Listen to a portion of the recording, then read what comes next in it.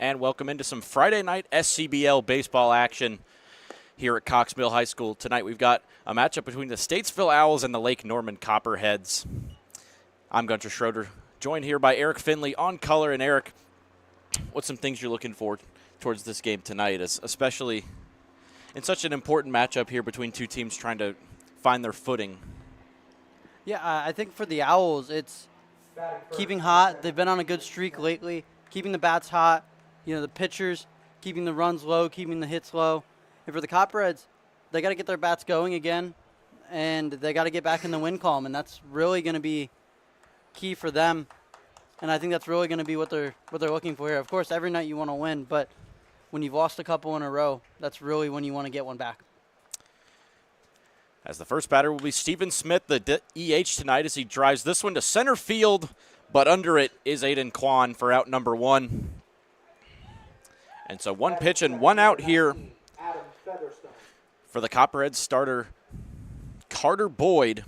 In his first start of the season, has already made 2 appearances out of the bullpen and 2 innings pitched total on the season. Gets a quick flyout for that first out. And now Adam Featherstone, the Owls center fielder, swings on this one and sends it foul.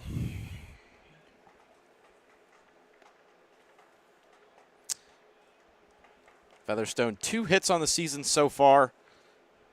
Plays a nice center field and was a big reason why these Owls have won 6 in a row after starting the season 0-3, including a 16-2 drubbing up in Mooresville of the league-leading Mooresville Spinners. As this one's grounded to second, takes a weird hop and into center field. Looked like Isaac Armstrong was fooled by that one a little bit. Had some weird spin to it and just skipped up and off his glove. A bit of an undeserved fielding error there by Armstrong. Yeah, for sure. And one of the early losses for the Owls was here to the Copperheads in kind of that cardiac Copperheads fashion like we've talked about all season. As now the DH Wyatt Stanley hitting in the 3-hole tonight. Stanley, a freshman from Colfax, North Carolina, currently playing at Western Carolina over in Asheville, as this one's driven out of play foul.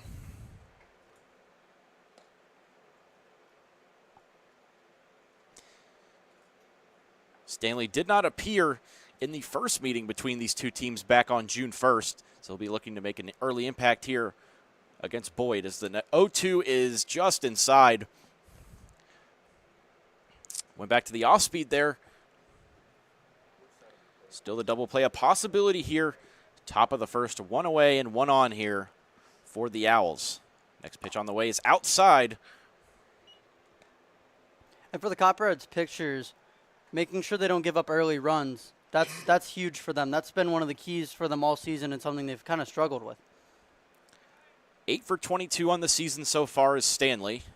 2-2 pitch on the way and gets away from the catcher Spillman. And Featherstone will advance to second base. And now a full count for Stanley in this certain at-bat. Owls looking to strike first here.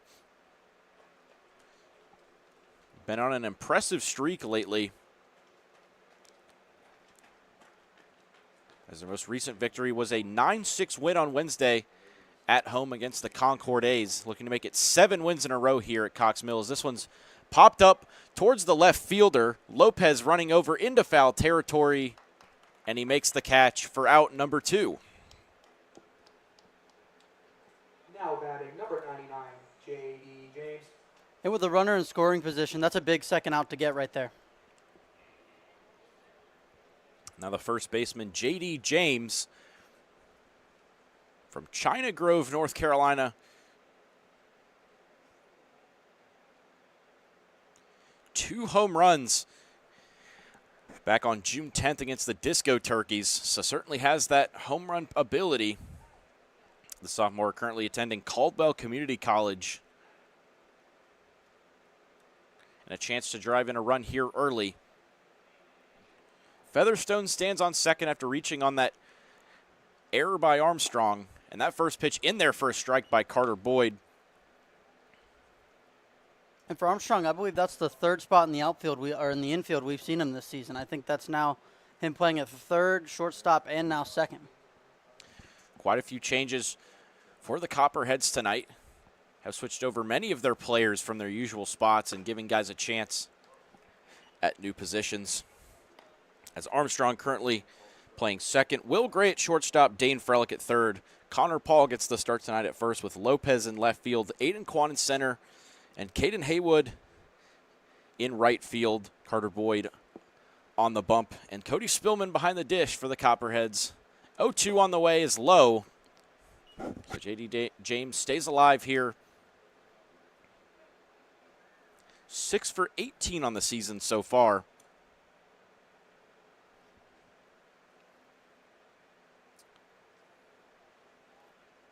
Looking to pick up his 4th extra base hit of the season. The 1-2 on the way, swing and a liner. Went just over the screen on down the third base line. And Gunter, one thing I've noticed, especially in this summer league baseball setting, is if teams can get hot early and get out to an early lead, it really gives them a huge advantage because the team trailing then has to decide, with limited pitching all around the league, how many arms can they throw out a game. And another one sent foul, and that one nearly hit the man on deck, Alec Yount, the shortstop. And that one goes across the screen, so looks like he'll wisely step behind the dugout fencing for now. Still a 1-2 count here. 2-0 here in the top of the first. Boyd ready with the 1-2. A swing and a miss. He got him with the elevated fastball. No runs, no hits. And Carter Boyd survives a fielding error in the top of the first to keep things scoreless as we head to the bottom of the first. The Copperheads look to strike first here when we come back.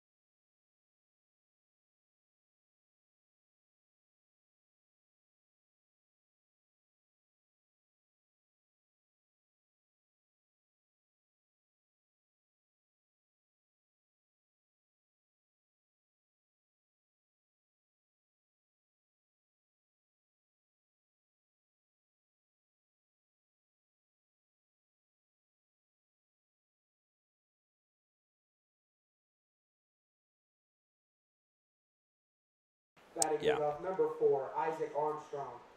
And back here for the bottom of the first inning, the Copperheads keeping the Owls scoreless in that top of the first inning. And now the Bats will get to work for the home side, led off by the second baseman, Isaac Armstrong. Went 1 for 4 with a double and a walk the first time these two teams met back on June 1st. Currently 7 for 27 on the season.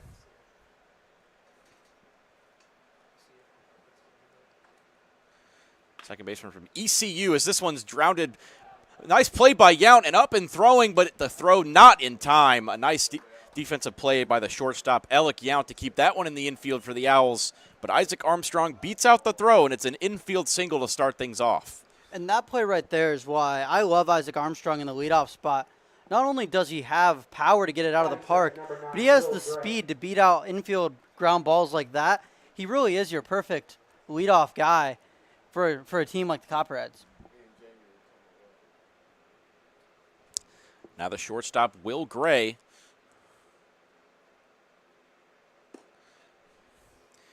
Playing shortstop tonight, and has played all around the infield as well.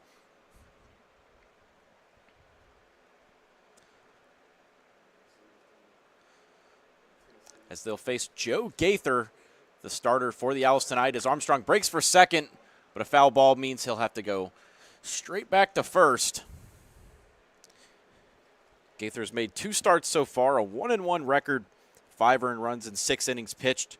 But his last start was a magnificent one. 4 innings pitched, no hits, no runs, just 2 walks and 10 strikeouts. A dominant performance from the righty, playing at Limestone College and originally from Harmony, North Carolina, as this one's lined towards right field, and a nice play by Gant. Another hard hit ball, but unfortunately a liner right at the right fielder. And for the Owls, their marquee wins this season have really come from those dominant pitching performances backed up by really solid hitting performances. They've been able to shut teams like the Spinners down with their pitching and then just pile on the runs. As now the right fielder, Caden Haywood, 4 for 11 so far, and as Armstrong breaks for second, the throw down is not in time. And Isaac Armstrong has a stolen base here to get a runner in scoring position in the bottom of the first inning. And as strong as Armstrong's looked from the leadoff spot, to his credit, he can really be anywhere in the lineup because he also has 5 RBIs on the season, so he can also drive in runs. Haywood looking to drive in Armstrong to get things started here. An 0-1, a big swing and a miss. Gaither goes to an off speed there.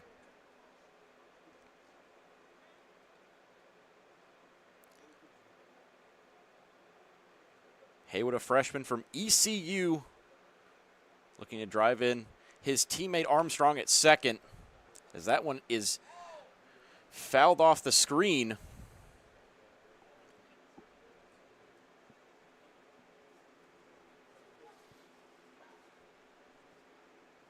Haywood's reached base safely via hit in all 3 of his appearances in the lineup this season. And the 0-2 from Gaither gets away from the catcher, Mickelson. Advancing to third on the play is Armstrong, and now the runner stands just 90 feet away from an early lead. And Haywood, more of a late addition to this team, maybe took a little bit of a break between his college season and some summer ball, but with him and Armstrong, 1, the Copperheads are set, and 2, ECU is set. This one fouled off. Took a big bounce straight up behind the catcher, Mickelson. So Haywood stays in a 1-2 here. Looking for his 5th base hit of the season. And to continue his 3-game hitting streak into tonight. And for the Copperheads, Haywood's brought in some much-needed hitting. Gaither's 1-2 swung on in a fly ball towards right field. That will get down in the left center field gap. Armstrong will come home and score, and it's a stand-up double for Caden Haywood. Looked like it got in on the hands a little bit, but he still had the ability to drive that into the left center field gap. And the Copperheads on the board first here via an RBI double by Caden Haywood. And his hot streak continues with his first double and first RBI of the season. Now the DH, Brock Donnelly, hitting in the cleanup spot tonight. Swings at this first pitch, grounds it up the middle for a base hit, and around third comes Haywood. The throw from center is cut off. And Caden Haywood makes it 2-0 for the Copperheads as Brock Donnelly finds outfield grass himself. 3 base hits and 2 runs here in the bottom of the first inning for these Copperheads.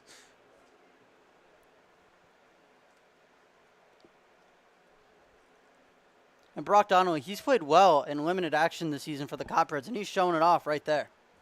His third base hit in 6 at-bats so far, as now Dane Frelick takes the first pitch low from Gaither.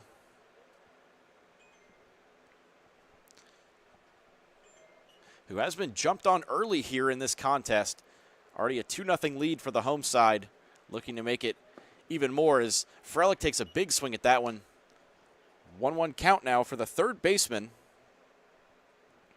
Currently playing at Framingham State. 6 for 18 on the season. And Frelick, he's another one of those guys who's having a great season for the Copperheads at the plate. Takes that pitch low. 1 for 4 with the run scored last time against the Owls on that June 1st meeting, also here at Cox Mill High School. Copperheads took that decision 5-4 that night as that pitch catches the inside corner. Now a 2-2 count to Frelick.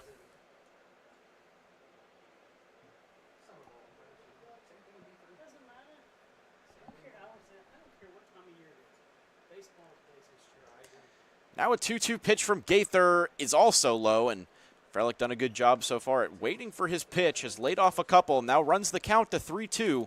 Still just 1 out here as Brock Donnelly stands at first after driving in the second run of the game. Payoff pitch from Gaither, swung on and foul.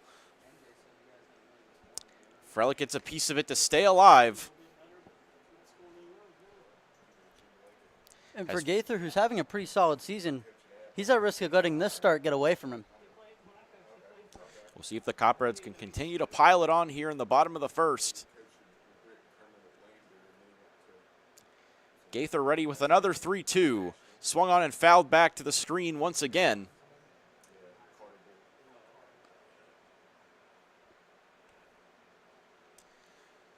So already the 8th pitch of the at-bat coming up here.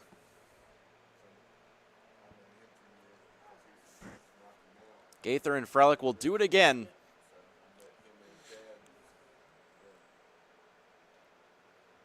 Another 3-2 pitch, swung on and missed, strike 3. Frelick down on strikes and chased after that one. A much-needed second out here for Joe Gaither.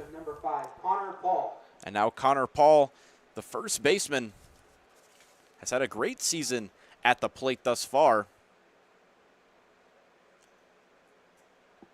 9 for 22 so far in the season for a 409 average, and lines this one into the gap in right center field. And chugging around second and going for third is Donnelly. He'll get there standing. 10 hits on the season for Connor Paul in the 4th of the inning for these Copperheads. Batting 7th, number 1, Jack Lopez. And that will bring up Jack Lopez, the left fielder. Connor Paul stays back on that one and drives it straight over the second baseman Huseman's head into the gap. He's having a great season so far. He's getting those simple singles for sure. Lopez swings on this first pitch, and it stays just foul. Looks like it skipped just past the third base bag on the left side down the line. And for Paul, he's got the power. One of these days, a pitcher's going to hang one on him, and he's just going to take it yard.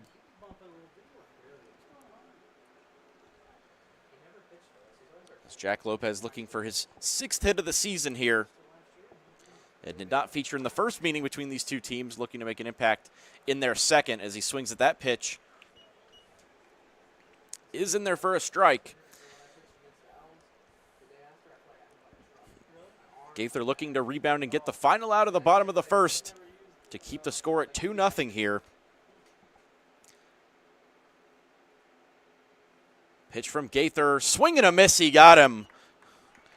So 2 strikeouts to bounce back, but the Copperheads do strike first with 2 runs in the bottom of the first inning. We'll come back here from Cox Mill High School, a 2-0 lead for the Copperheads early.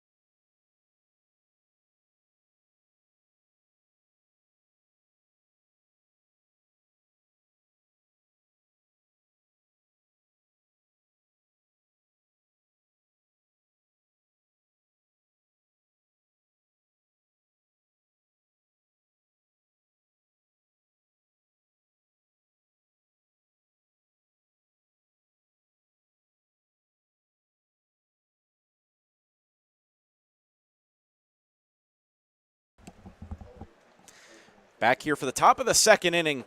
Owls looking to bounce back. Down 2-0 early here. As Alec Yount, the shortstop, 5 for 13 on the season so far. The senior from Catawba, North Carolina, currently playing at Mars Hill College, and had himself quite a game against the Spinners as he lines this one up the middle for a base hit. And Alec Yount continues his hot run of form here with a leadoff single straight up the middle and a nice piece of hitting there. For sure. Put a great swing on that one and just got it through the infield. And for Boyd, he's going to want to make sure he doesn't let the Owls string a few of those together. He had a great first inning, and he doesn't want to let it slip away for his second inning. Went 1 for 3 in their last meeting, did Yount. As he breaks for second and he'll get there standing is now Tyler Huseman, the second baseman, is at bat with a leadoff runner on second. As Yount picked up a double, an RBI, and a walk in the first meeting between these two teams. Just picked up his 6th hit of the season. As now Tyler Huseman, the second baseman, from Mooresville, North Carolina, playing at nearby Limestone College, as are many of the SCBL players here. Huseman 6 for 20 on the season for a .300 average. As breaking for third is Yount. The throw down is not in time. And Yount goes from first to third on the base pass here. Still nobody out here. Now a ball to the outfield grass will likely score the first run of the game for the Owls. And for Huseman, he now has a big chance here to get his first RBI of the season.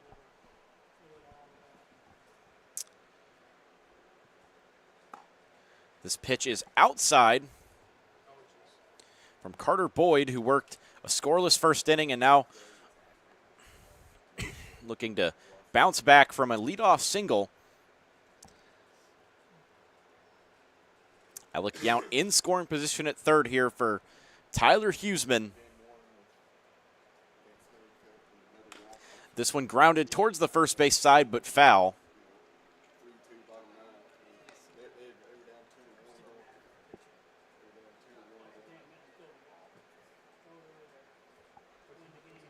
As you said, he has yet to have driven in a run this season, but has scored 11 runs himself. Quite impressive. Has also reached base 7 times via walk. He has a knack to get on base, that's for sure. 2-2 pitch, or 3-2 pitch, is outside for ball 4. So Tyler Huseman aboard with the base on balls, and now runners at the corners. Owen Michelson. As now it'll be Owen Mickelson, the sophomore from Chandler, North Carolina, currently playing at UNC Asheville. The starter behind the plate tonight for these Owls. Picked up a hit in his last appearance against the Disco Turkeys in a 16-6 win on Monday. That was only his first hit of the season. But now with runners on the corners, he's got a great chance to really get another hit and build some momentum for the rest of the season. We'll see if he can drive in Yount and maybe Huseman as the next pitch from Boyd swung on and missed. So a quick 0-2 hole here for Michelson, the catcher.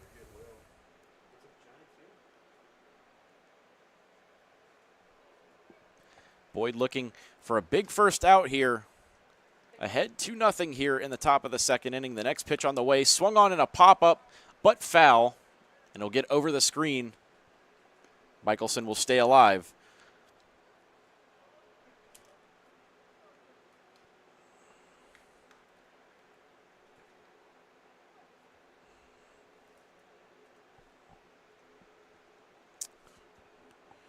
Boyd ready with the next 0-2 pitch. And he did not go on that 0-2.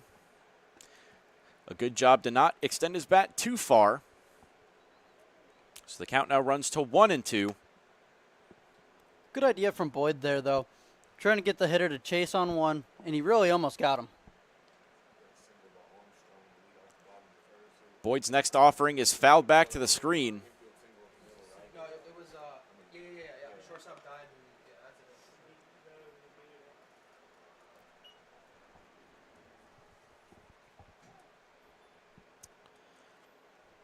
it. As Carter Boyd looking to put away Michelson for a big first out here in the top of the second. The pitch on the way through the right side and a base hit. And that'll score Yount from third. The Owls get one back as Owen Michelson finds outfield grass for the second time in 2 games. It's a 2-1 ball game here in the top of the second. And for Michelson, that's just a big hit to get his season going. He's really gotten some momentum going these past few games, and I'm excited to see how his at-bats go for the rest of this game. As now Blake Hill, the third baseman, 4 for 20 on the season, awaits as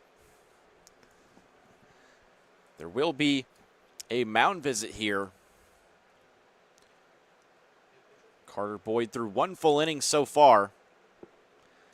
But it looks like there will be a pitching change here early.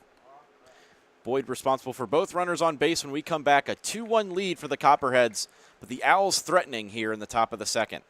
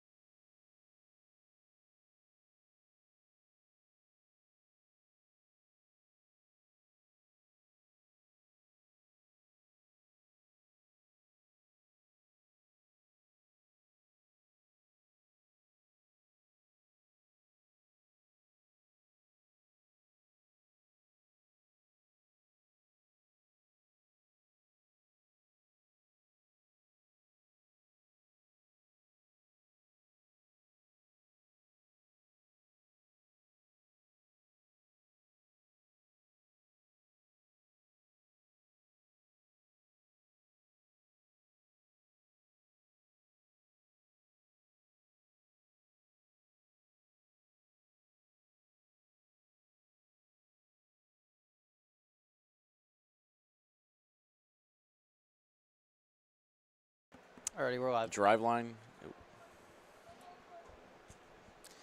As the Copperheads will go to the bullpen here in the second inning, and Brock Graff,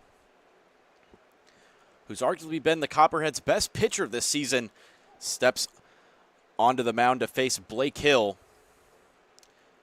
Graff, the hero in this first meeting between these two back on June 1st right here at Cox Mill, as his first pitch is in there for a strike on the outside corner to Blake Hill.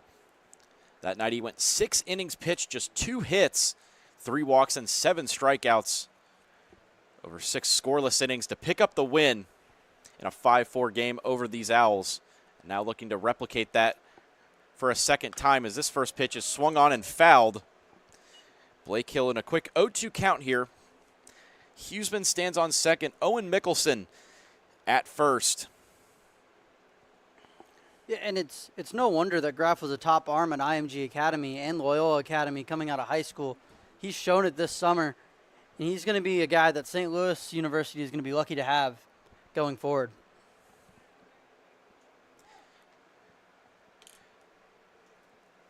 Blake Hill recorded his first home run of the season in that drubbing of the Spinners 16-2, now looking to pick up his 5th hit of the season. Has primarily played third base for these Owls. The redshirt freshman from Salisbury, North Carolina, currently playing at Catawba College. Looking to drive in a run here. Behind 0-2 to Graff, though. Pitch on the way. Swung on and popped up on the infield. Calling for it is the first baseman, Paul, and he makes the catch. So a big first out here for Brock Graff. Brings up the right fielder, Caleb Gant. Number 28, Caleb Gant. And speaking of Graff, as we get closer to the showcase that the SCBL sends an all-star team to every year, it's coming up in about a week or two now. You have to imagine that Brock Graff is on the radar, if not already penciled in on that team. As Caleb Gant 4 for 10 on the season so far. As it's back-to-back batters from Catawba College. Blake Hill followed up by Gant, the sophomore from Matthews, North Carolina. Behind 0-1 here to Graff. Next pitch on the way is outside, and a good block by Spillman to keep both runners at first and second. Gant had a 3-hit performance against the Disco Turkeys on June 10th.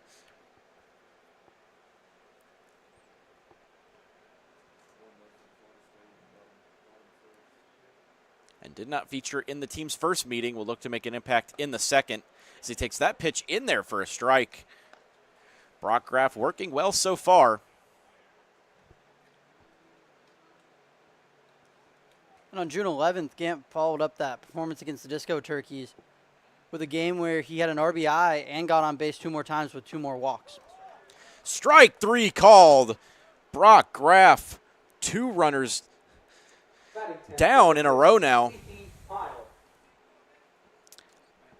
And now CP Pyle, the left fielder, looking to keep the inning alive here for the Owls. Still 2 runners on, but now 2 out. As Brock Graff extends his scoreless inning streak to 11 2/3. Next batter starts him off with a strike to CP Pyle. 3 hits on the season so far for the left fielder. Pyle, a senior at Brevard College, playing left field tonight and hitting 10th for these Owls. And quickly behind 0-2 to Graff, who gets him to swing at that off speed. 1 for 2 with the double in these teams' last meeting and a walk as well. Getting on base here would be crucial early in this game. As the 0-2 pitch on the way is outside, so they'll do it again. And for Pyle, that double against the Copperheads the first time came late in that game before the Copperheads retook the lead to win it. And for Pyle, his last game, 0 for 4, but he did have an RBI and a walk. We'll see if Graff can set down 3 in a row here. 1-2 on the way is low. Went to the breaking ball, but did not get the chase from Pyle. So he stays alive in a 2-2 here. 2 out here in the top of the second. I think on that pitch, the runner on second really just kind of got in the head of Graff a little bit there. Maybe got his timing or motion or something off a little bit there. 2-2 pitch, swung on, and a grounder to third base. And the force out will be made by Dane Frelick at third. 3 batters faced and 3 outs for Brock Graff, who gets out of the jam. But the Owls do get one back. It'll be a 2-1 ball game as we head to the bottom of the second inning here at Cox Mill.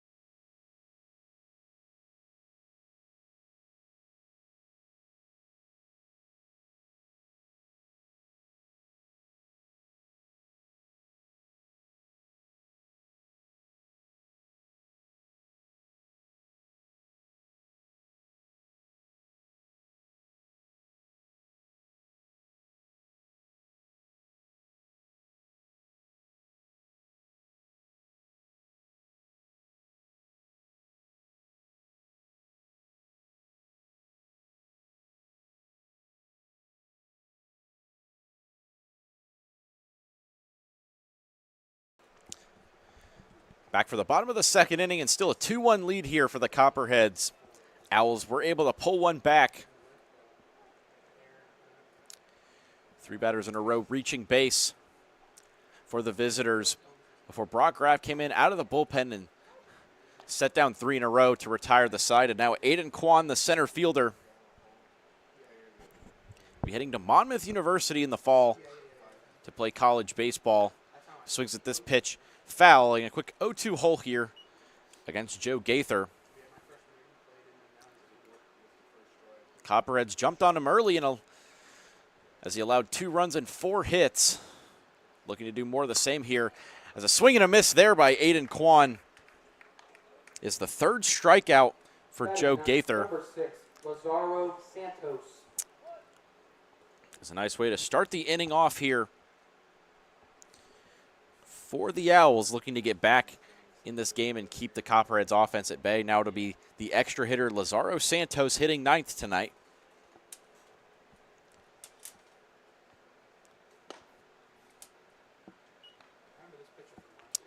Santos currently playing at Cleveland Community College, the freshman from Charlotte, North Carolina, a hometown kid, and looking to pick up his 3rd hit of the season. Takes that pitch inside. And he's already drawn 5 walks this season. See if he can potentially make it number 6. Already halfway there in a 2-0 count. This pitch taken outside for ball 3. And those 5 walks, that leads the Copperheads this season. He's done a really good job at the plate. Even if he hasn't had the highest batting average or particularly swinging the bat the best, he's gotten himself on base, and that's all the Copperheads can ask for. As he takes that first pitch, that 3-0 in there. But it was a little bit high, so it will be base on balls.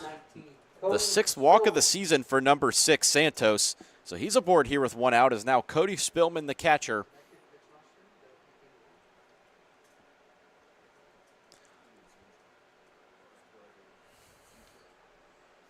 as we mentioned before, quite a story, a 700-day break between baseball after he broke his neck in an accident in 2019, came back and was able to get a college scholarship in baseball, and now playing at Lewisburg College.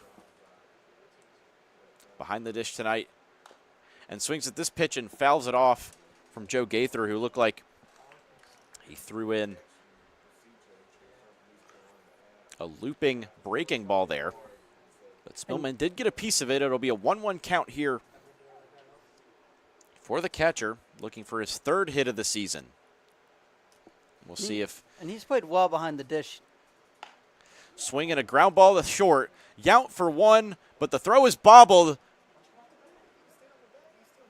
It said, the ump said that the second baseman, Huseman, off the bag there. We'll see if the runner at first, Spillman, is still out. Batting first, number 4, Isaac Armstrong. Looks like it'll just go down as a fielder's choice there.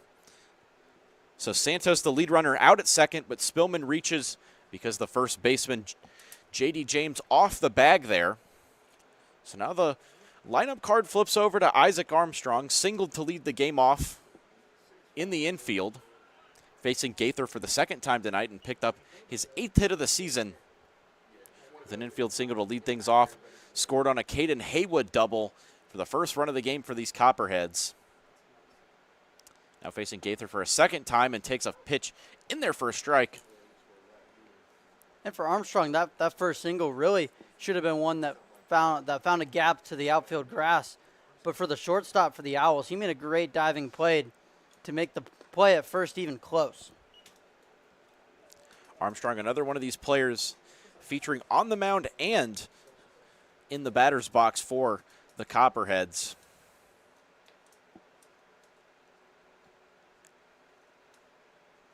This pitch in there for a strike, a 2-2 count here for Joe Gaither, looking for that 3rd out of the inning here. Armstrong looking for his 9th hit of the season and his 2nd tonight. 2-2 on the way. In there for strike 3, rung him up on the off speed, and it caught the inside corner No runs, no hits for the Copperheads. And that will retire the side for the Copperheads in the bottom of the second. We head to the third. Still a 2-1 lead, though, for the home side here at Cox.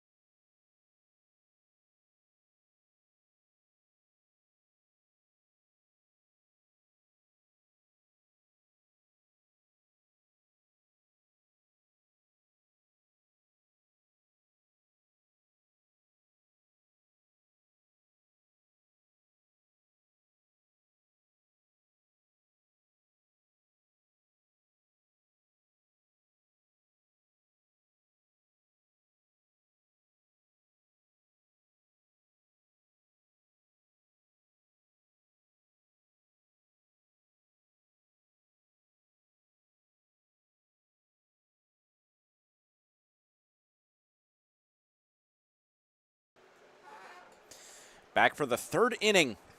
It's the Copperheads 2 and the Owls 1. Brock Graff comes out after setting down 3 to end the top of the second inning for the Owls. Has been excellent so far. 2-0 on the season, over 11 scoreless innings for the righty from St. Louis, as he gets a swing and a miss there from Stephen Smith, who flied out to begin the game.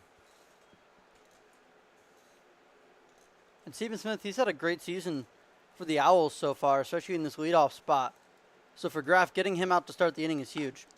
Swinging a drive towards left field, over, and making the play is Lopez. So 2 flyouts for Stephen Smith on the night, and the leadoff hitter retired Number 19, for out number 1.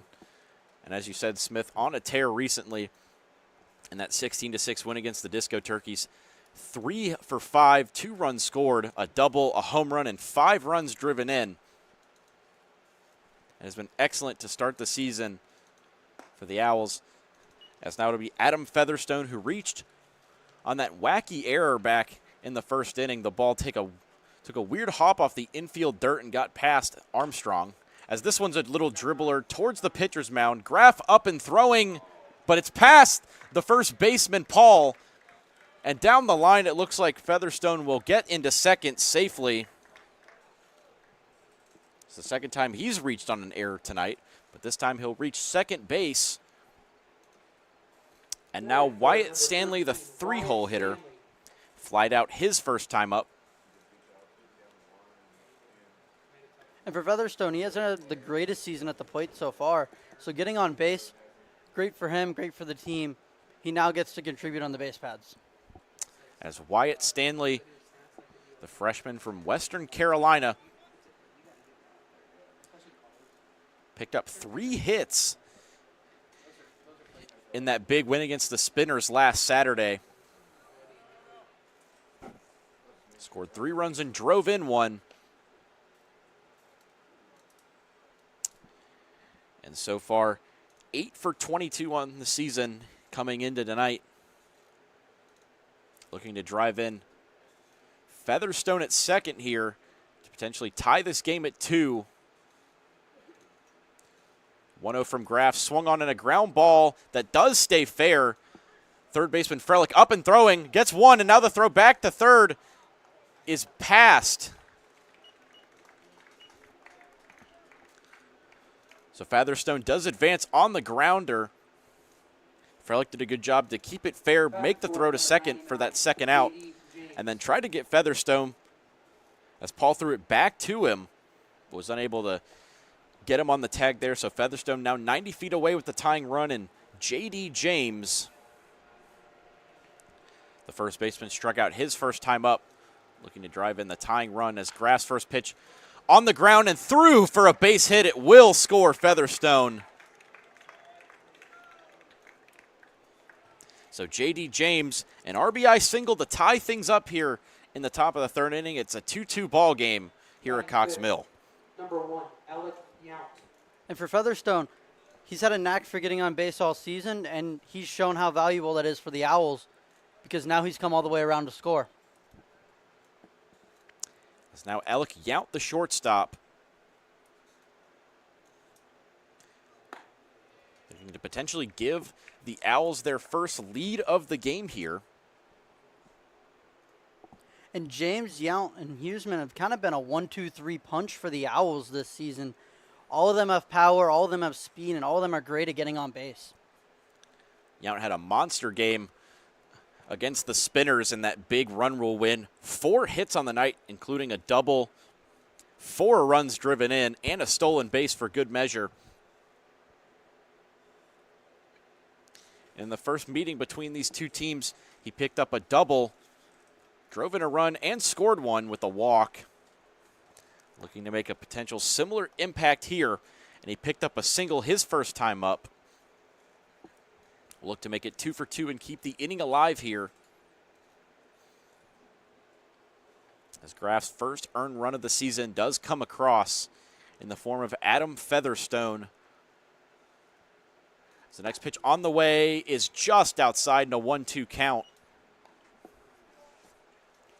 It was only a matter of time, but 12 innings into a season and just now allowing a run is quite impressive if you ask me.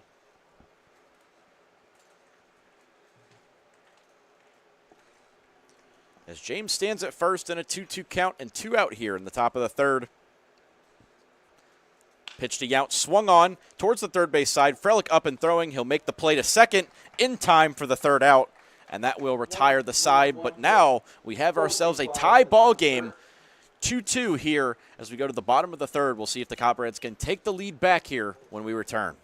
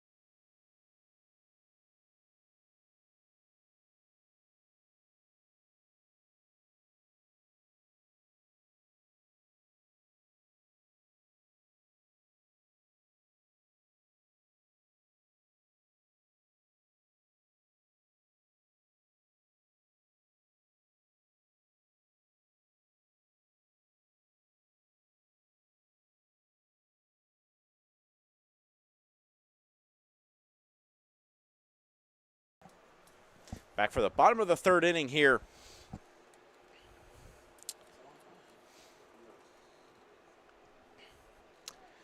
Copperheads will lead things off. Will Gray, Caden Haywood, and Brock Donnelly due up. As Will Gray will be first up, lined out his first time tonight. A returning player for the Copperheads is Will Gray, the senior from Rockwell, North Carolina, currently playing at West Virginia Tech. And head 1-0 here, swings on this pitch and fouls it over the screen down the first base line. Gray lined out directly to the left fielder pile last time. Will Gray also having an impressive season so far. He also is another one who tends to bat in that leadoff spot. As Gray takes that 1-1 inside from Gaither, who's picked up 4 strikeouts so far and allowed 2 runs on 4 hits. 2-1 on the way. A breaking ball in there for a strike.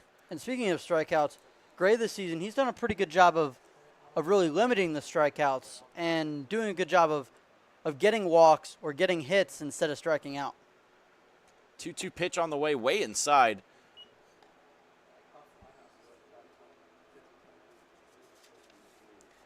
As Gray looking for his 10th hit of the season. And his 29th at bat. This one fouled off way behind our commentary box.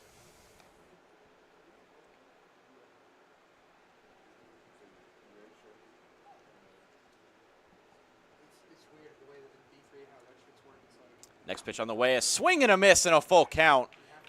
And now 5 strikeouts for Joe Gaither.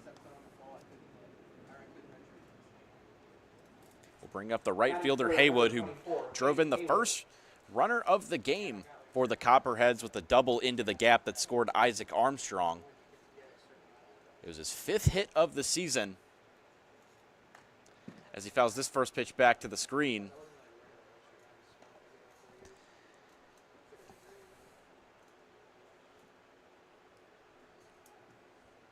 And for Haywood, he hasn't just joined the team. He's joined the team and made his presence known early. He's been a valuable piece so far. 4th time in the starting lineup for the Copperheads after picking up the RBI double. His first extra base hit of the season last time up, now 5 for 12 on the season. And a 4-game hitting streak to begin his SCBL campaign in 2024 as he takes that first ball way upstairs. Bit of chin music there from Joe Gaither, who's amassed 5 strikeouts in 2 1/3 innings so far. There's a swing and a miss there. Got the chase from Haywood on the breaking ball outside, and now 3 straight strikeouts. For Gaither, he's really kind of turned around this performance. Really kind of shaky first inning, but now these last 2 innings really held it down. Has done a good job at growing back into the game, and he'll face Brock Donnelly, who singled in the first inning to bring home Haywood for the 2nd run of the Copperheads night. As he swings at this first pitch and fouls it off. The DH tonight for these Copperheads.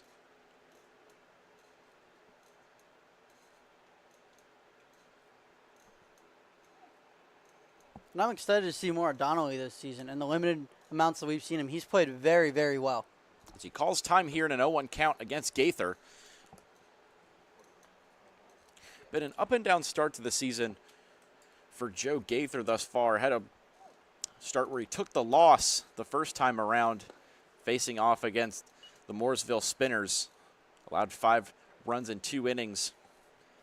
But last time, as we mentioned, against the Wampus Cats, in an 11-1 win, 4 hitless innings, just 2 walks and 10 strikeouts for the righty.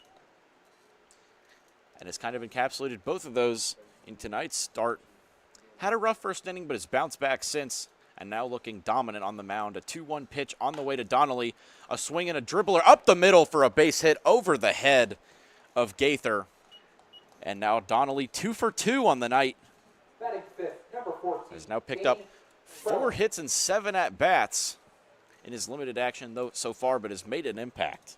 For sure. And, I mean, these hitters have kind of taken their chip shots at these pitchers, and these pitchers have kind of shaken them off and still gotten out in the innings. As this game unfolds, you think we might see a little bit of a pitching battle where the run stays low? As this one gets past Mickelson behind the plate, and now Donnelly advances to second. So the threat of maybe a force out eliminated now.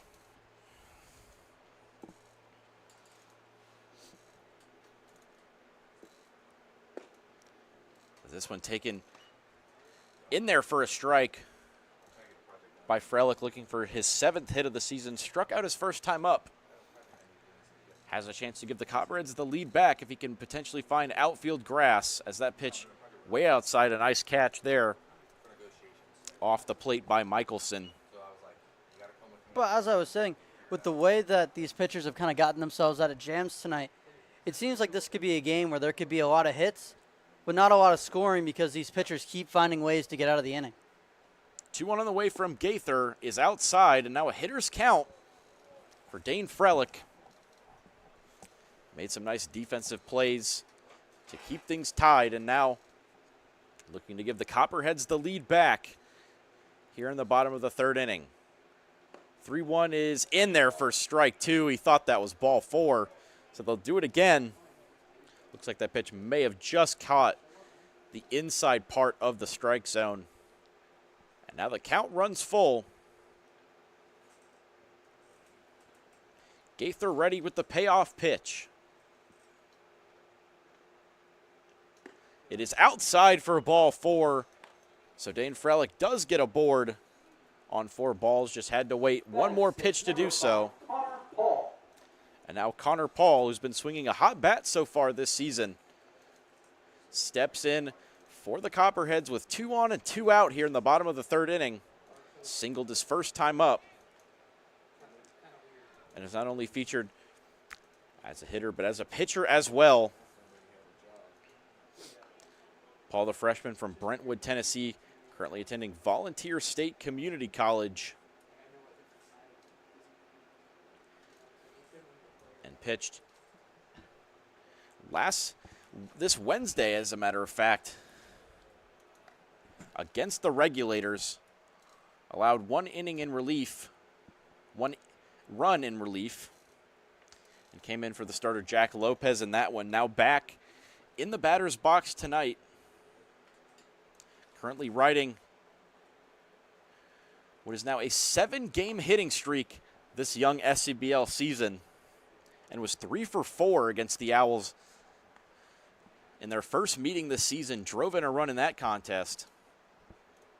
So he's been able to stay consistent. And for Paul, he's proven to be a valuable piece for this Copperheads team. Definitely hitting and scoring when they need it, but also some pretty good pitching in a pinch and in relief. 1-2 on the way is outside. And Paul been one of the most dangerous hitters for this Copperheads team. Of course, Luis Morales not featuring in the lineup tonight, but is hitting currently .500. Good for second in the SCBL behind only the Disco Turkeys' Derek Martinez, as the 2-2 pitch swung on, but gloved, taken to first. By himself is Gaither. A nice play with the glove to deny Connor Paul a chance at driving in once again another run here. So the game stays tied at 2-2 as we head to the top of the 4th inning here at Cox Mill High School.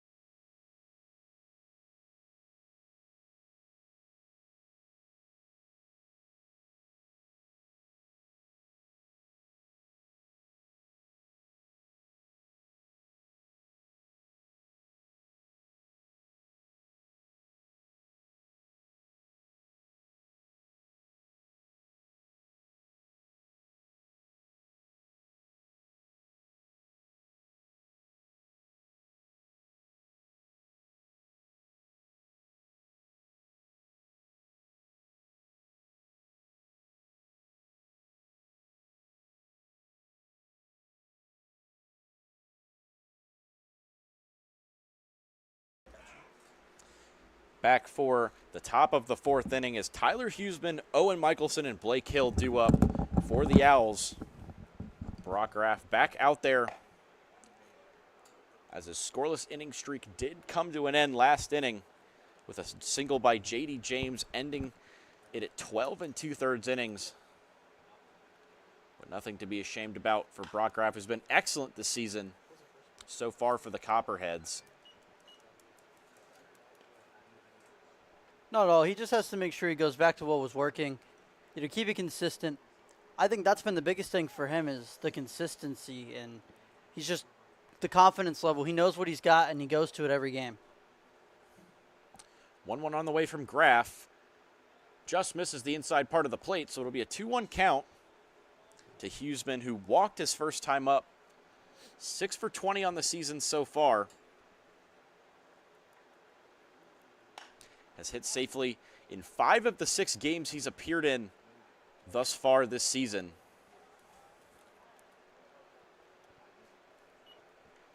And made a series of incredible defensive plays against the Mooresville Spinners to deny them of multiple hits in that 16-2 win last Saturday against the current league leaders. But the Owls currently tied for second place in the SCBL with the Regulators at 6-3 coming into Friday night's action. All 8 teams will be in action tonight. As this one swung on and foul back to the fence, the count will stay full as the Corn Dogs travel up to Concord to play the Athletics. The Regulators will face off against the Uwharrie Wampus Cats over in Albemarle. The Disco Turkeys taking on the Spinners, and of course the Owls and the Copperheads right here at Cox Mill High School. Another 3-2 pitch from Graff, swung on towards the second baseman. Armstrong makes the play and turns the out. Did a 180 there, but still the ability to fire accurately to first, and a nice defensive play by For Isaac sure. Armstrong. I gets mean, the lead for off batter. Armstrong, it doesn't even matter where you put him in the infield. I remember one game they had him at third, and he was holding it down at the hot corner. You put him at second, and he's making plays like that. He plays well at short. Really, anywhere you play him, he's going to make plays. Easy to see why he was a 9.5 graded perfect game player coming out of high school. And a player that should feature more for ECU in the upcoming seasons, I'm sure. As now the catcher, Owen Michelson, swings on this ball, skies it towards left field. Lopez under it and tracking, and he makes the catch near the warning track for out number 2. So back to business for Brock Graff. Gets 2 quick outs here in the top of the 4th. And now we'll face Blake Hill, who popped out and was the first batter Graff faced tonight, as he's now through 2 2/3 innings for the Copperheads. First pitch on the way to Blake Hill is in the dirt. And for Graff, that's now 2 balls that have been taken pretty deep to the outfield, so you should probably take note of those pitches, and at least for those batters, make sure he's not throwing to those spots because they seem to like that pitch in that spot. 1-0 to Hill is high, and certainly Brock Graff has done a great job at locating his pitches and getting hitters and keeping them on their toes so far this season. But behind 2-0 here to the third baseman, Hill. Next pitch is in the dirt, so 3 quick balls. And for Graff, he does a great job at keeping hitters uncomfortable. Hitters have only hit, coming into this game, 189 against him. As he gets a strike in there for Blake Hill, who will watch that one. Now we'll look to get a pitch he likes in a hitter's count. 2 down here in the top of the 4th inning. The pitch on the way, but it's outside for ball 4, and Blake Hill aboard. The third base runner allowed by Brock Graff tonight. And the first walk, as now Caleb Gant up. The right fielder struck out looking his first time up. And is 4 for 10 on the season coming into tonight. And for Graff, he's done a good job not walking batters this season, so he wants to make sure this doesn't become a pattern. First pitch strike swinging by Caleb Gant. And that's back to what we've seen from him all season. Just really throwing it by people.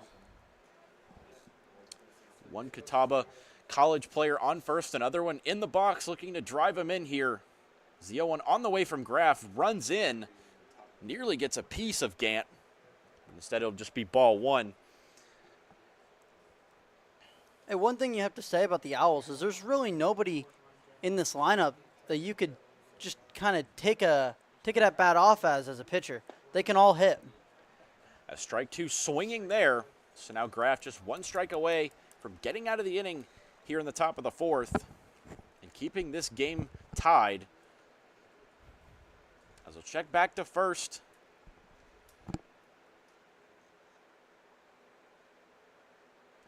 1-2 pitch is low for ball two, just missed. Freezing Gant for the second time. 2 balls and 2 strikes here in the top of the fourth inning. Caleb Gant awaits the 2-2. Swung on and popped up out of play.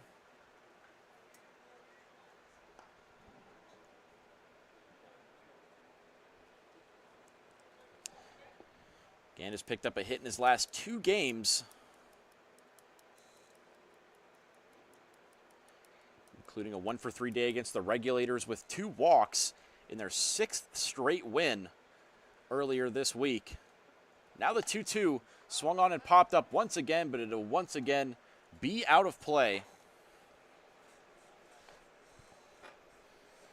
And the Owls, they've done a good job of really sprinkling those dangerous hitters throughout the lineup. So every couple of batters, you're facing a guy that can drive in a run or take you out of the park, and that's hard to face as a pitcher. 2-2 pitch, swing and a miss, he got him. And Brock Graff gets the strikeout to end the top of the fourth inning. And still a 2-2 ball game here at Cox Mill. We'll see if the Copperheads can take the lead when we return.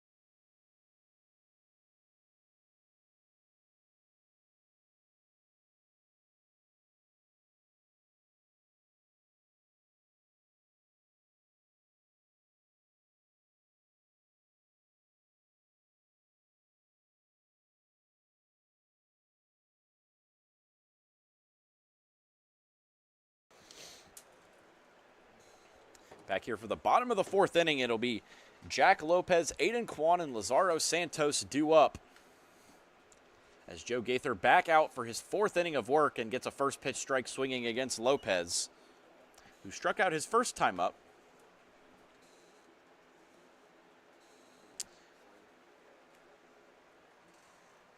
Lopez has been used as an infielder, now transitions to outfield for the night. Been playing left field for the Copperheads in this one.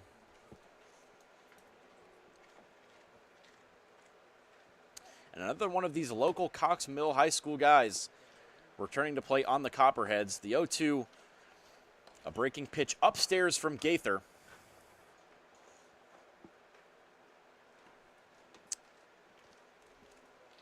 And now the 1-2. Swing and a miss, he got him. And Lopez is a guy who's hitting pretty well on the season for sure, and he's been doing a good job all year of getting on base when you need him, especially in clutch moments. But he is sat down for the second time tonight on strikes by Joe Gaither, who's now racked up 7 strikeouts here in 3 1/3 innings. And has rebounded hard from a 2-run inning in the first. Kept the Copperheads at base since, though.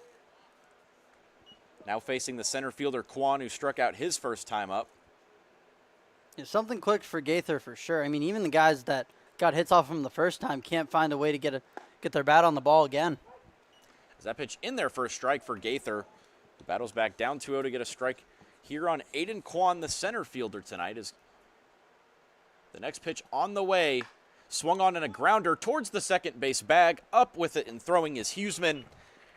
And that is out number 2.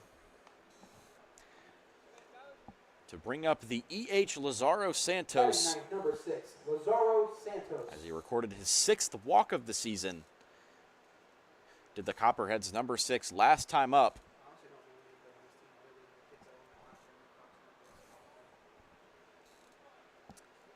Santos will look to keep the inning alive here for the Copperheads against Gaither. And he takes a first pitch ball low. 2 hits and 6 walks on the season for Santos. And swung at that pitch. A good chase pitch there for Joe Gaither. And he'll look to extend his streak of just getting on base. He's been doing a great job of that all season. But only 1 batter has reached in the last 9. 2 in the last 9 for the Copperheads.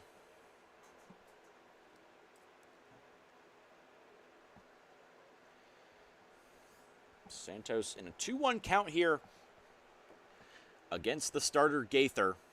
Still a 2-2 ball game here in the bottom of the 4th and 2 outs as this one's in the dirt for ball 3, and now Santos in a hitter's count.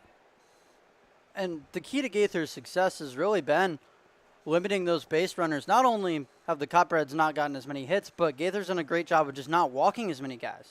3-1 though is upstairs for ball 4, and Santos aboard via walk for the 2nd time in 2 plate appearances. Batting 10th, number 19, Cody Spillman.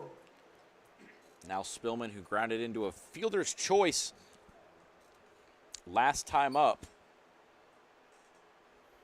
Looking for his 3rd hit of the season is the Copperheads catcher. Has a chance to extend the inning and potentially score a run with Lazaro Santos on first. First pitch swung on in a drive towards center field. It will get down for a hit in shallow center. As Santos stops at second, thinks he could have potentially had third there. But it is the 3rd hit of the season for the catcher Spillman. Batting first, number 4, Isaac Armstrong. And his first hit since a 2-hit day against these very Owls in their first meeting on June 1st. Now, the top of the order back up as Isaac Armstrong, 1 for 2 on the night, fouls that first pitch off the brick behind home plate. Singled to begin the game and was down on strikes looking his last time up. Looking for hit number 9 and potentially a couple RBIs too. Yeah, for Gaither, I mean, the last thing you want to do is bring up the guy who has 5 RBIs on the season. This one grounded to second. Huseman will flip to Yount at short, and that will retire the side. A fielder's choice ends things for the Copperheads in the 4th inning. The game stays tied here as we go to the top of the 5th inning. Still a 2-2 score here at Cox Mill.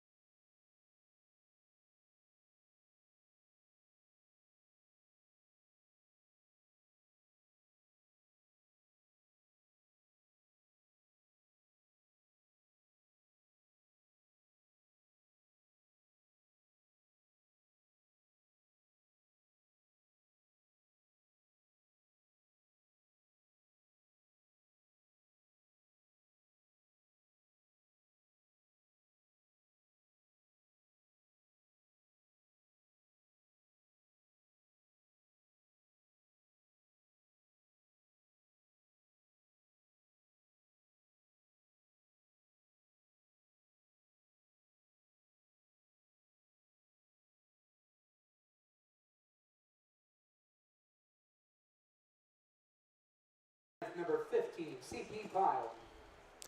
Back here for the top of the 5th inning.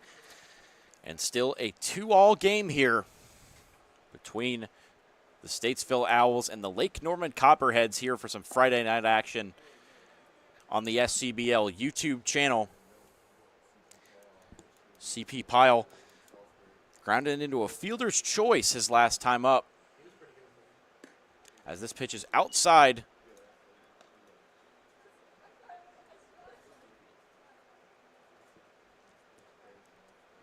Pyle playing left field for the Owls tonight and hitting 10th, and fouls this one back to the screen. A senior from Salisbury, North Carolina, playing at Brevard College. Brock Graff had a good inning in the last inning, and he still walked off the mound kind of looking uncomfortable in his body language. So I think he'll be really looking to lock in and have a real lockdown inning this inning. Behind 3-1 here to the left fielder Pyle. It'll be Stephen Smith and Adam Featherstone due up behind him, as that pitch is in there for a strike despite the drop by Spillman. The count does run full. Pyle looking for his 4th hit of the season. And a 3-2 count here against Graff. The pitch swung on and popped up way out of play.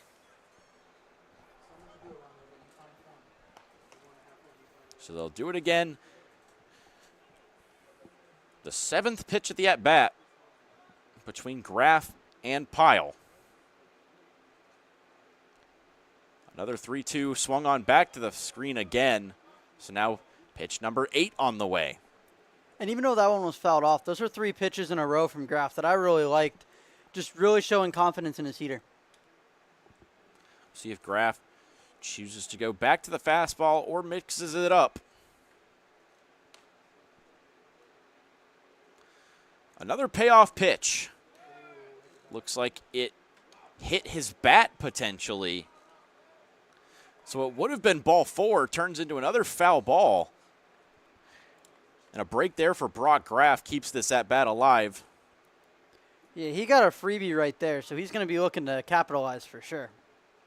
The 9th pitch of this at-bat is strike 3 looking.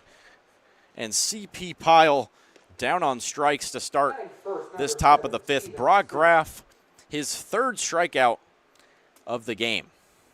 And that pitch really just kind of painting the outside of the zone has been his put-away pitch all night, and he needs to keep going back to that well to put away these batters. Stephen Smith now up to bat. Takes a big hack at that first pitch.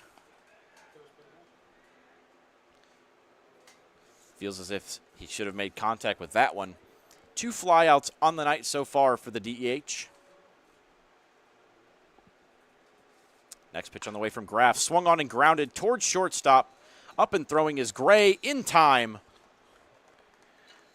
And out number 2 here for Brock Graff in the top of the 5th is a ground out by Stephen Smith, bringing up the center fielder Adam Featherstone, who has reached on an error 2 times tonight. First a chopper that went past the glove of the second baseman Armstrong, and then an errant throw by Graff on a dribbler back towards the pitcher's mound. Swings at this first pitch and pops it up towards the left side. Under it is Gray. He makes the catch into the shallow outfield grass, and that will retire the side. A 1-2-3 inning for Brock Graff with his 3rd strikeout sends us to the bottom of the 5th. Still a 2-2 game here on the SCBL YouTube channel.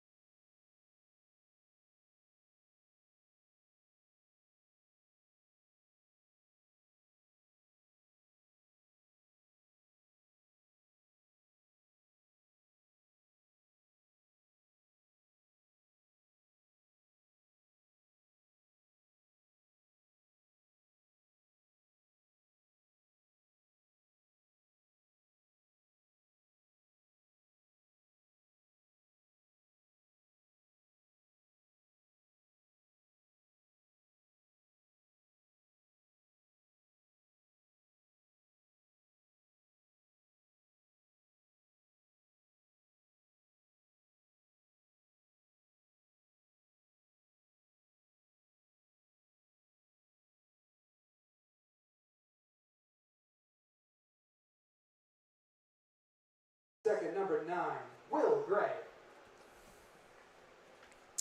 As we are back for the bottom of the 5th inning here at Cox Mill High School. Still a 2-2 game between the Owls and the Copperheads. It'll be Will Gray leading things off, the shortstop, followed by the right fielder Haywood and the DH Donnelly in this 5th inning. Joe Gaither back out there after a 4th inning where 2 men reached base, but no one scored. This one lined right at Alec Yount, who makes a spectacular play at short. Times his jump just right and robs Will Gray of a hit. And Yount, he's had a great game so far. In the field, at the plate, all around, really. On the base paths, just really no complaints. So that'll bring up Haywood. A double and a strikeout so far tonight in 2 plate appearances, and takes a first pitch ball from Gaither. And for Gaither, he's turned around his night and had a great night, but it seems like his time is numbered for sure. They've got action in that bullpen. As this one blocked by his body, did Huseman. Collected that one at second. A big hop on that grounder from Haywood, but he still makes the play. Back-to-back, great plays by the middle infielders for this Owls team. 2 up and 2 down now for the DH Donnelly. 2 singles on the night and an RBI to bring home the 2nd run of that Copperheads 1st inning. And not only do you have the Yount-Huseman 1-2 combo at the plate, but also in the field. Both Yount and Huseman been excellent as a duo up the middle for these Owls. As the next 0-1 pitch on the way is outside from Joe Gaither. Brock Donnelly in a 1-1 count, looking for his 3rd hit in 3 at-bats tonight. 4 hits on the season. 1-1 on the way is just low.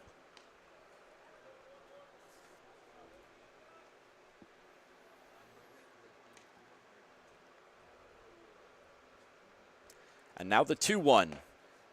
Upstairs for ball 3, and now a hitter's count for Donnelly.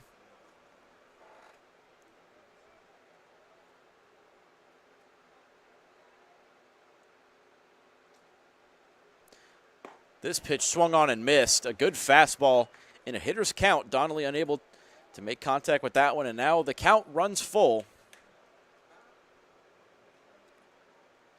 And for the Owls, they're going to see if they can get through this inning with Gaither for sure. Full count pitch is way outside for ball 4. So Donnelly is aboard with 2 outs here. Batting 5th, number 14, Dane Frelick. As that's the 4th out of the inning. 4th walk of the game, pardon.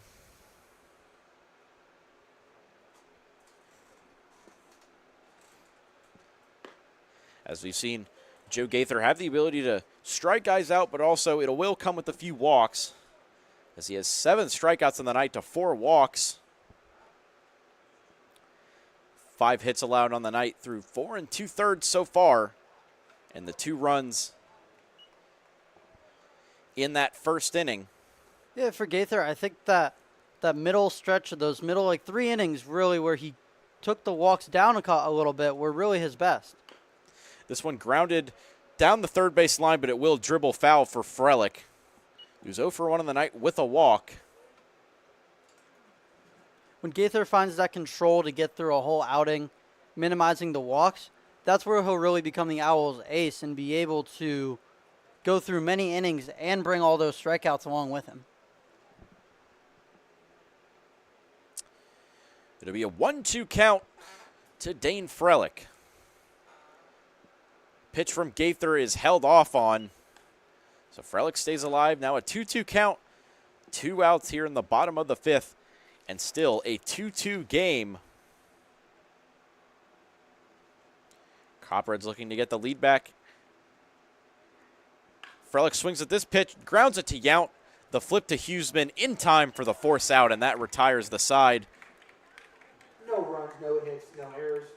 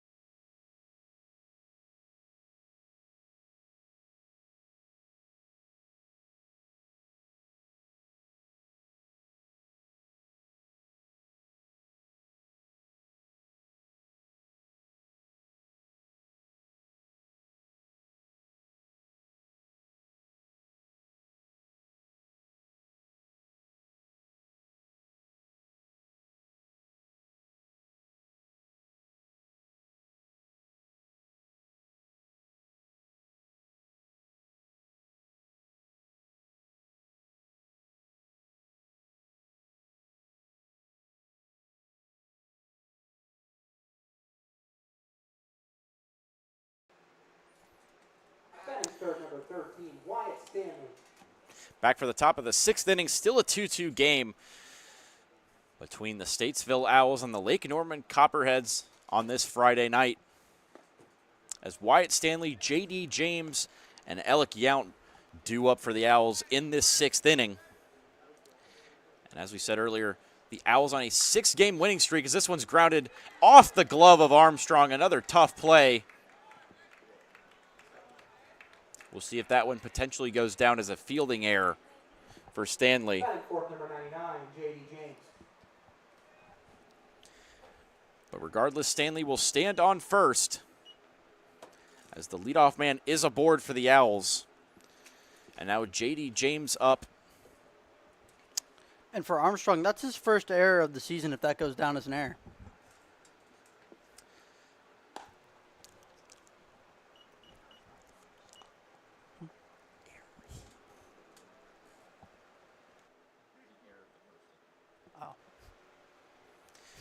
A 1-0 count here to J.D. James, who tied things last time up with a single to drive in Featherstone for the Owls' second run. Now has a chance to potentially drive in the leading runs. Graff back out there for his 4th inning here. 1-1 on the way to James is outside. And for Graff, this is kind of that part of the lineup that he's really got to worry about because between Stanley, James, Yount, they're all great hitters, all guys who get on base well, and all guys who really can get the ball out of the park. 2-1 pitch to James is also low from Graff. Now a hitter's count. Still nobody out here in the top of the 6th. J.D. James, the first baseman, looking for his 8th hit of the season. And a 3-1 count here to him. Pitch from Graff is outside for ball 4. And 2 men on, no out here for the Owls in this top half of the 6th inning. Batting fifth, number 1, Alec Yount. Still yet to record a base hit have the Owls since James's single to his 2nd time up back in the 3rd inning. An uncharacteristic error from Armstrong and an uncharacteristic walk from Graff really create an unfortunate situation here for the Copperheads. Now Alec Yount, after a spectacular play to deny Will Gray of a hit back in the bottom half of the 5th inning, has a chance to give his team the lead. Still nobody out. Stanley stands at 2nd, J.D. James at 1st. Yount 1 for 2 with a single and a ground out to a fielder's choice for the Owls shortstop tonight. 1-0 from Graff, swung on and fouled. Out ahead of that one.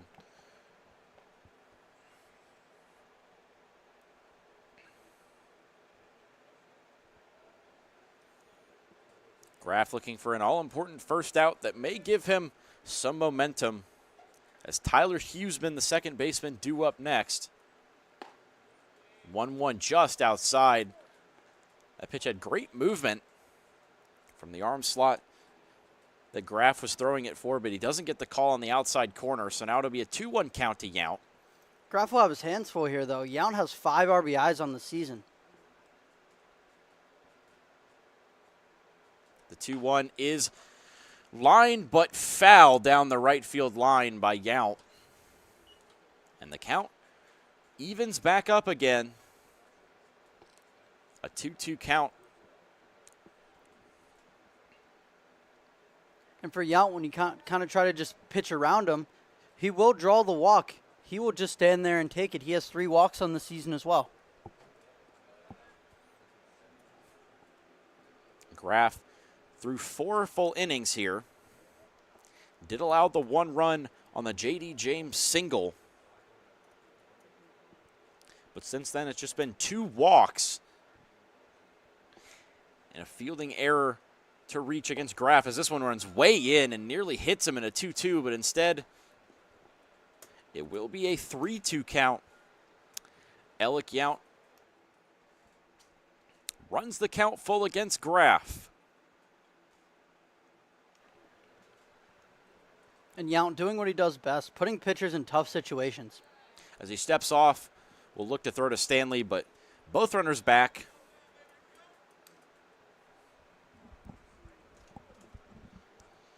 Now his attention turns to the 3-2 against Yount.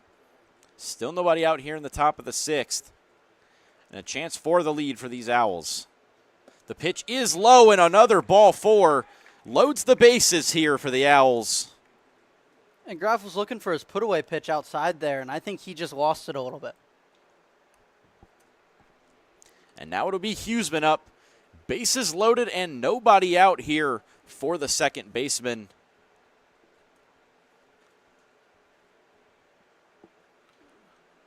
As there will be a mound visit to Graf. It's a fielding error to lead things off, followed by 2 walks, has loaded the bases with no outs for this Owls team.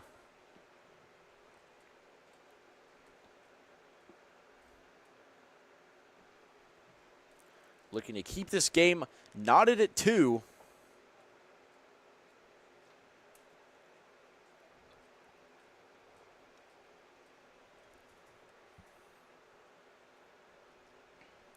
Huseman 0 for 1 on the night. Had a walk his first time up and a ground out his second. And looking for his 7th hit of the season, which could give the Owls a multi-run lead.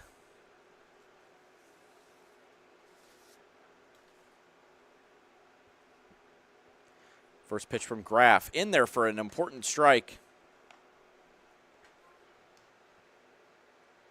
And after the 2 walks, that's just a great way to bounce back. Get a strike in there, get ahead in the count early. Now Graf ahead 0-1. The next pitch on the way runs in. And we've seen Huseman have the plate discipline to wait for his pitch. In fact, got the walk the first time up. If he does something similar, that would also score the lead run here for the Owls. 1-1 on the way from Graf is dropped by Spillman, but no threat on the base paths. So it'll be ball 2.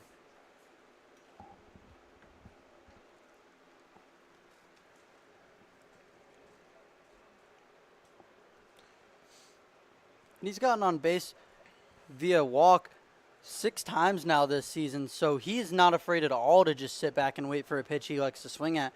And that's why he's batting so well this season. Certainly has done, and takes that pitch upstairs for ball 3. Now on the brink of recording an RBI walk to give the Owls the lead here in the top of the 6th inning. 3-1 from Graf is outside for ball 4, and it is another walk. This time an RBI walk for Tyler Huseman, and the Owls take the lead here in the top of the 6th inning. Now a 3-2 score line for Statesville. And his first RBI of the season for Huseman. As we see him finally be rewarded for that ability to get on base.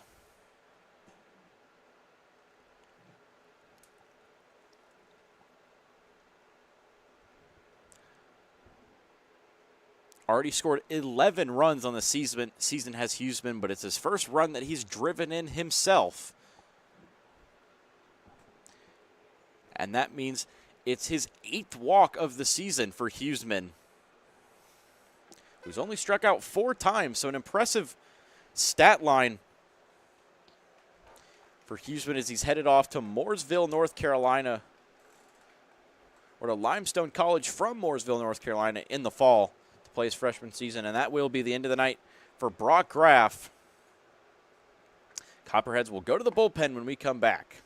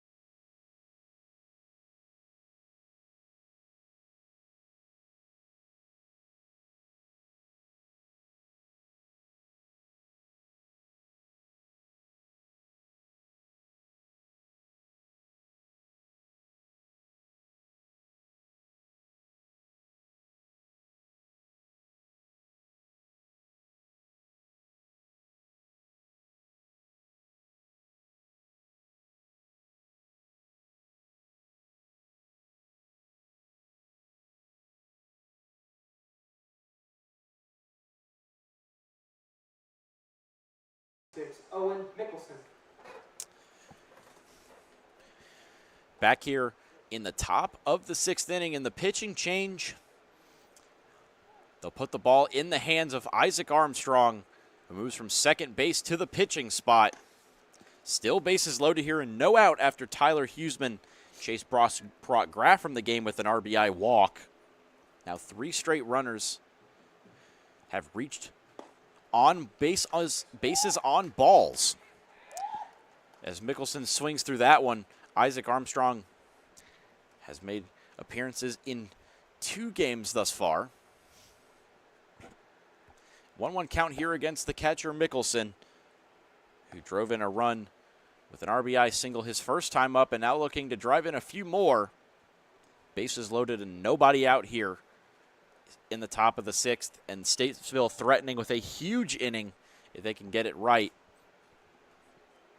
As Armstrong will move from second to the pitching spot, Luis Morales into play second. As this pitch is taken for strike 2. And for As the Mickelson Copperheads, thought it was for Armstrong. sure ball 4, yeah. And for the Copperheads, Armstrong, he's come in and had really good innings in relief. And then they also get Morales, a great hitter. Another 3-2 swung on in a pop fly towards the right fielder. Making the catch is Haywood, tagging up from third and scoring will be J.D. James. And the Owls add a 4th on an RBI sac fly from Owen Mickelson. It's now a 2-run lead. Batting ace number 8, Blake Hill.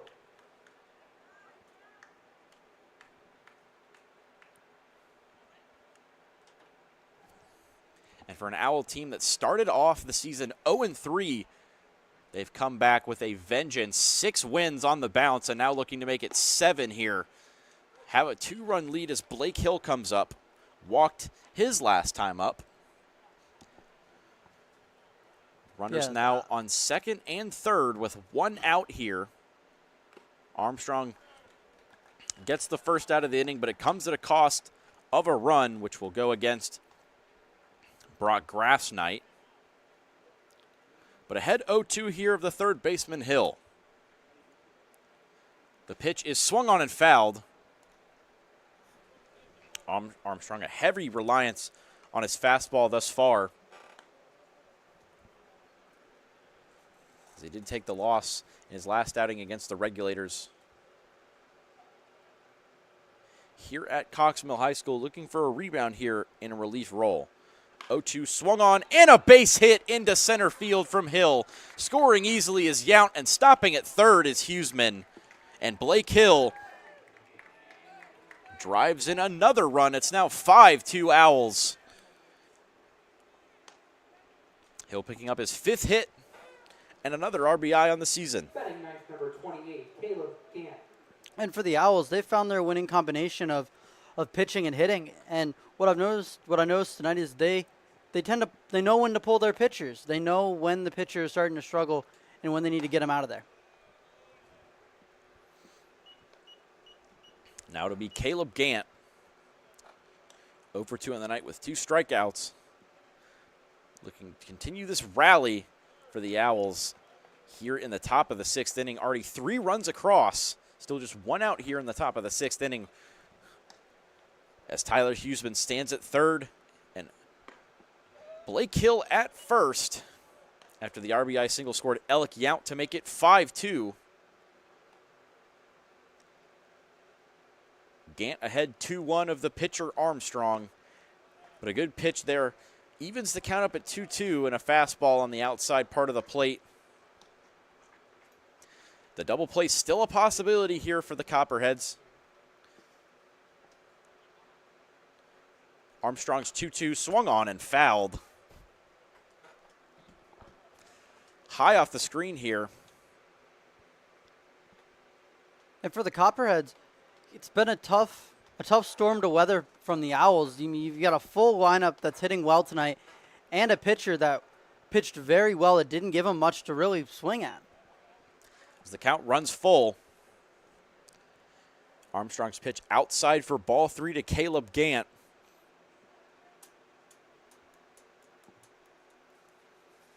Now the payoff is outside for ball 4.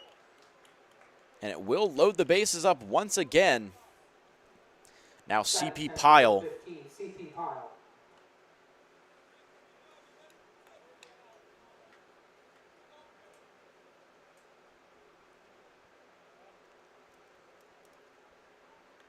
Has 4 walks and a single,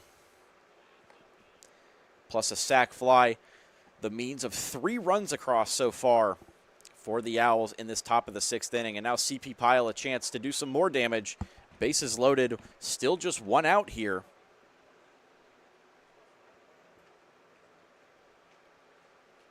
One to Pyle from Armstrong, misses upstairs. Went to the breaking ball that time and didn't get the call. And the Copperhead hitters, they're going to be ready to do some damage of their own next inning. As this pitch is taken low, and now just 1 pitch away from another walk and a potential 6th run driven in for the Owls for the game in the 4th this inning. 3-1 on the way, swung on and fouled by Pyle.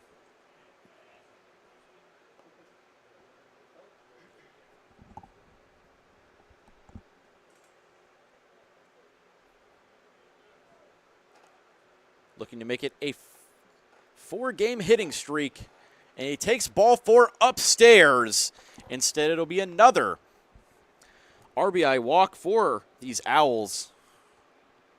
And now a 6-2 ball game as that will score Tyler Huseman from third. And we'll go back to the top of the order now. Steven Smith up. Bases still loaded and 1 out. Armstrong's first pitch upstairs. And Steven Smith, he's one who reminds me a lot of Isaac Armstrong in that leadoff spot.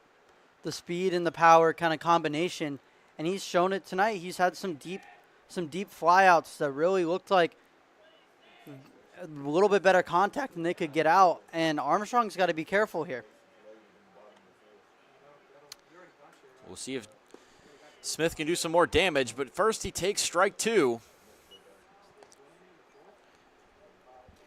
And for the Owls, it seems like they're all on some kind of streak, whether it be a hitting streak, on-base streak, whatever it may be. They are all hot at the plate. 1-2 pitch taken in there for strike 3 and a big second out for Isaac Armstrong. Sends Steven Smith down looking. Number 19, Adam Featherstone. Adam Featherstone now stands in 0 for 3 on the night. Reached on a fielding error twice and a flyout his last time up. Looking for his 3rd hit of the season in a crucial spot. Instead, it's to third base, but it'll be an easy play for Frelick to retire the side. But the Owls add 4 runs in the top of the 6th inning. We'll go to the bottom of the 6th inning now, a 6-2 Statesville lead.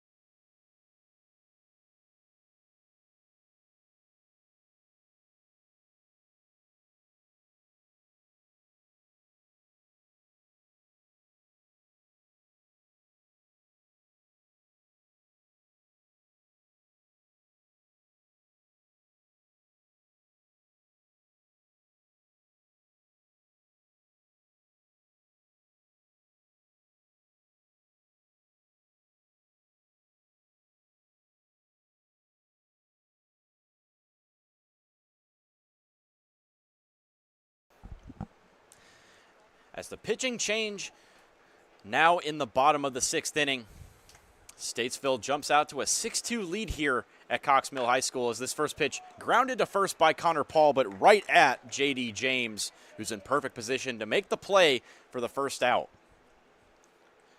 And the new pitcher, Alex Sloan, the lefty Number 1, Jack Lopez. from Catawba Valley Community College. Currently a sophomore from Hiddenite, North Carolina, and gets a good start there. Retiring Connor Paul on the ground out as he'll replace Joe Gaither, who went 5 innings, allowing 6 hits, 2 runs on 4 walks and 7 strikeouts. Another solid start, and now in potential position to get the win as Alex Sloan comes in relief. Big swing and a miss there by Jack Lopez in a 0-1 count. Lopez has struck out twice tonight, looking to get on base and start a Copperheads rally here in the bottom of the 6th inning. The 0-2 swung on and fouled off, so they'll stay alive. Sloan not afraid so far to attack the zone here. No, not at all. And for the Copperhead hitters, they'll be happy to know that on the nights when it's not working, Sloan gives up a 455 of average to hitters. So when he's not on, he's gettable. But when he's on, he does a very good job of attacking the zone and getting strikeouts. So it's a matter of which Sloan you're going to get tonight. Been good so far in a 1-2 pitch as another fouled off by Lopez. Has stayed alive twice with the foul ball. Looking to get in the hit column and record his 6th hit of the season. 1-2 pitch again from Sloan. A breaking ball. This one driven towards right field, but under it is Gant, and that's out number 2. 2 quick outs here for Alex Sloan in relief. Number 3, Aiden Kwan.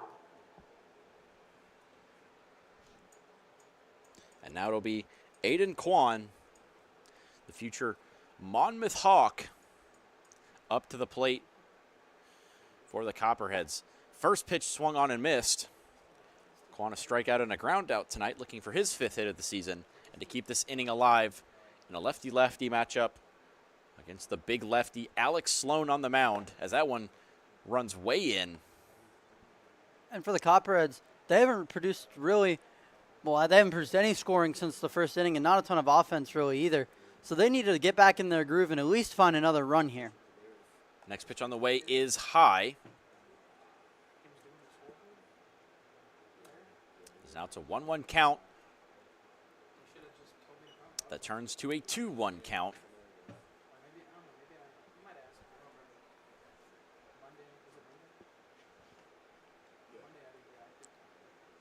Ready with the next pitch. It is just inside. Aiden Kwan takes that pitch.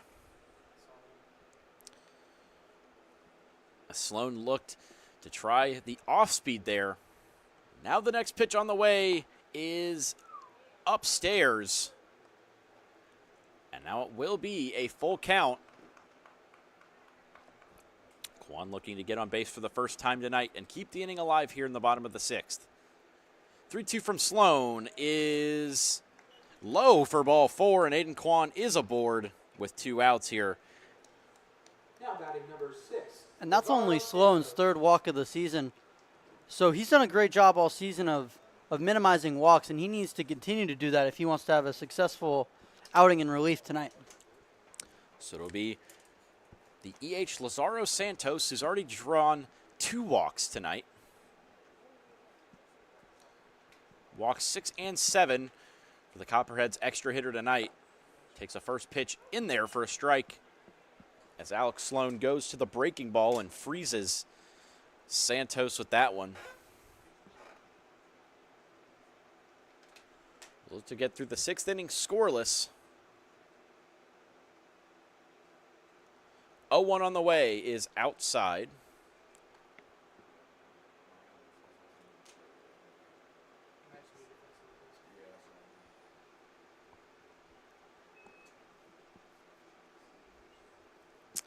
And now ready with the 1-1. Checks back to Kwan on first. Now the pitch is low.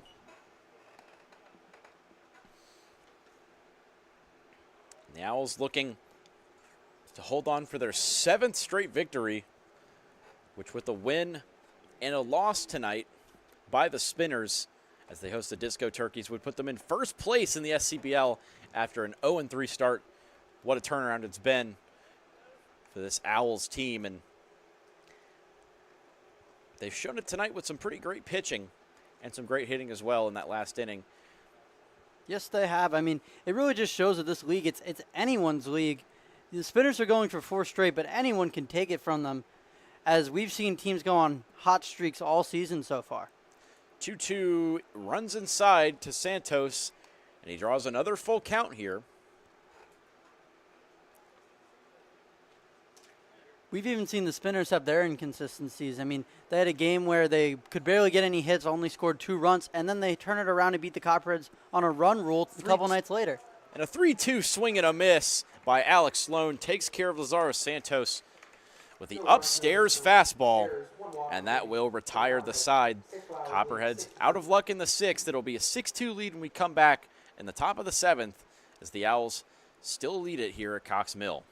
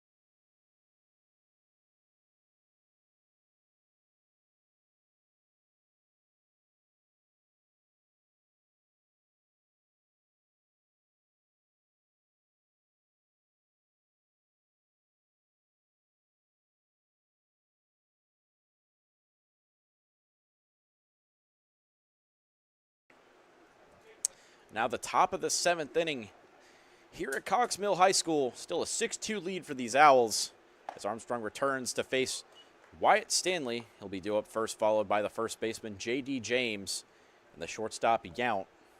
The first 3 batters of last inning will be the first 3 batters of this inning as the Owls last time out brought 4 across. And this group of batters was really the group by the Owls that blew open that game and started the run for them. As Stanley swings on that pitch by Armstrong and fouls it back to the screen as Stanley reached on a fielding error made by Armstrong. Now Armstrong on the mound looking to get the leadoff runner here in the top of the 7th inning and keep it at a 4-2 game as he'll take some time before deciding his 1-2 pitch. Now it's on the way, and it is just outside. Looks like he went to the fastball there, but missed. To Wyatt Stanley, 0 for 3 on the night. A fly-out, ground out, and a fielder. As this one's driven deep to right field, and that one is over the fence and gone. And Wyatt Stanley gets all of that one. In a 2-2 count, he drives it over the right field fence. His first home run of the season makes it a 7-2 Owls lead.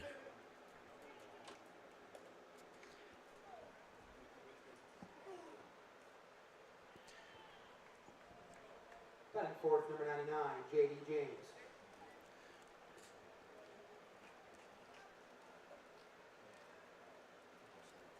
And just another great piece of hitting there from Stanley. This part of the lineup, they've just been doing their job all night, either getting on base or getting runs. As this one's popped up a mile high behind the catcher Spillman, but he won't have a play. As that is actually the second home run of the season for Wyatt Stanley and his third run driven in. His fifth run driven in, pardon. As now it'll be J.D. James up next. And it's so early in the season. If Stanley keeps hitting like the way he's hitting, he's going to get himself right in that home run leader conversation or RBI leading conversation. And joining a small group of players to hit at least 2 home runs this season, including players like Harrison Buthelette of the Corn Dogs, Derek Martinez of the Disco Turkeys, Davis Turner and Josh Osiander of the Spinners, and Michael Perry of the Regulators. As this one's on the ground to second, up and throwing is Morales for an easy out, number 1, and J.D. James retired to bring up the shortstop Yount. Batting fifth, number 1, Alec Yount. And if you have to give one knock to the Copperheads hitters, it's when there's guys in the league having multiple home runs, and as a team you have one, there comes a point where you need to just get a couple more so that you have those quick sparks. You know, one swing of the bat and you're back into a ball game, and that's just something they haven't proven that they have. But looking down their lineup, they have the power to do it, and I think it'll come later in the season.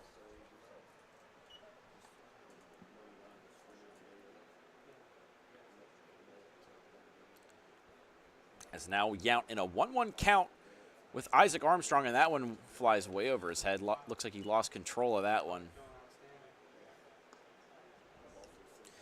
Yount 1 for 2 on the night with a single, a walk, and a fielder's choice. And continuing his hot start as this one fouled off the screen. Now a 2-2 count to Yount. And with that home run, Wyatt Stanley joins J.D. James as the only Owls to hit multiple home runs so far this season.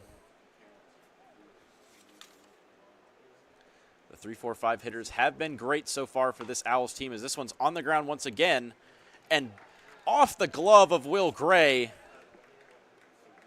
as Alec Yount may have beaten the throw anyway, hit it to the deep part of the infield, but Will Gray unable to come up with it and fire it to first.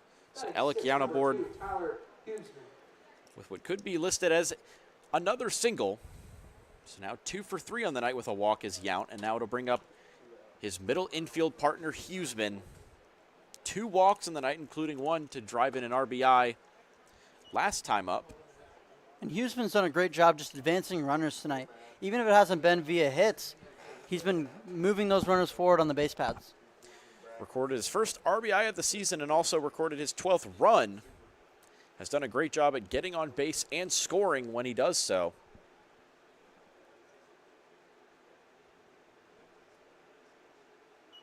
And for the Owls, there's no shortage of guys who can drive in the run. So as long as you get on, then you're in a good situation. This one driven to left field and off the glove of Lopez. Looks like he maybe lost it a little bit there, but nevertheless, Huseman puts it in the outfield and gets rewarded with it. To be a tough play by Lopez means Huseman is aboard on an error. And now 2 on and 1 out in this 7th inning. It is that kind of in-between time of the night where it's probably the first time for those outfielders looking up into the lights tonight since it's gotten dark. And now Owen Michelson.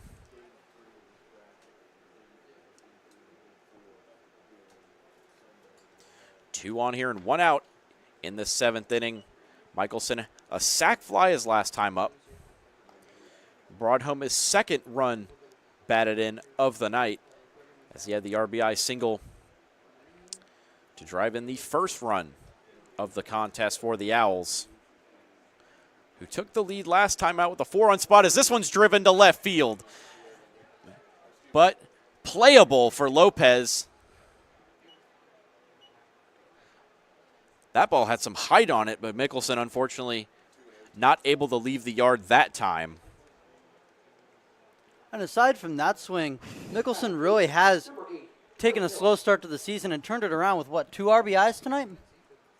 His first 2 of the season. Does a good job, but doesn't advance the runner that time. So now to be Blake Hill once again, who had the RBI single last time up and drives this one over the shortstop Gray towards the gap. Yount will score, and it's past Lopez. Here comes the runner, Huseman, around second and to third and home. And it's a stand-up double for Blake Hill. It'll bring home 2 more runners and make it an 8-2 ball game here in the top of the 7th. Another nice piece of hitting for Blake Hill. That's RBI 4 and 5 on the season now, and he's going to be bumping up his 200 average much higher than that.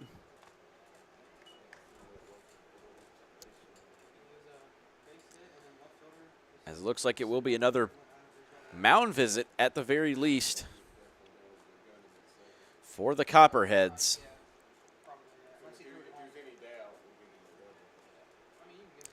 Armstrong been out there for a couple of innings now and came in relief. And for the Owls, for this win streak, the offense hasn't cooled off at all, and that's been a huge part of it. Some teams can put together win streaks with strong pitching. The Owls, they've been able to outscore people even if their pitching hasn't showed up. It'll be a long discussion here to see if Armstrong will stay in the game. He only needs 1 out to get out of the 7th inning. The Owls have now built an 8-2 lead here. And some impressive hitting tonight, especially from Blake Hill.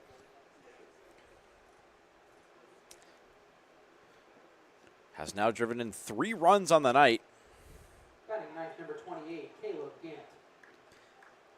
And for the Continuing Owls, to hit they the haven't ball tried hard. to do too much tonight, really. They've just been putting together simple hits. Now Caleb Gant, the right fielder, up with 2 outs as that one runs in and maybe hit the bottom part of the bat.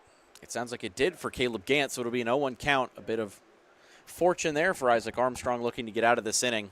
Blake Hill stands at second after the double to score Yount and Huseman. And now the 0-1. Swing and a miss there. Just what Armstrong needed.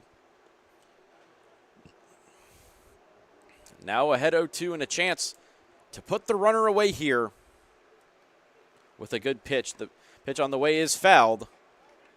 Look like off Spillman. So they'll do it again in another 0-2. Gant looking to keep the inning alive for CP Pyle due up next.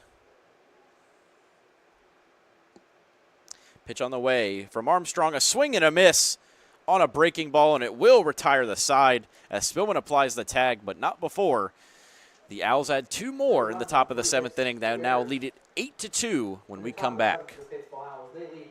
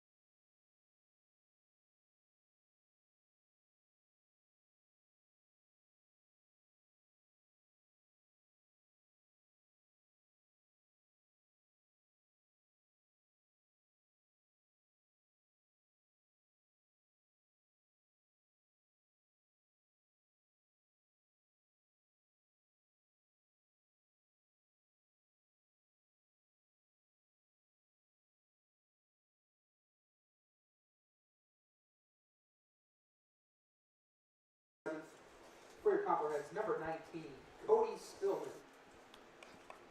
Back here for the bottom of the 7th inning after it was 3 runs for the Owls on the Wyatt Stanley home run, and the 2-run double from Blake Hill makes it 9-2 now. Copperheads will look to get something going here in the bottom of the 7th inning. Spillman, Armstrong, and Gray due up.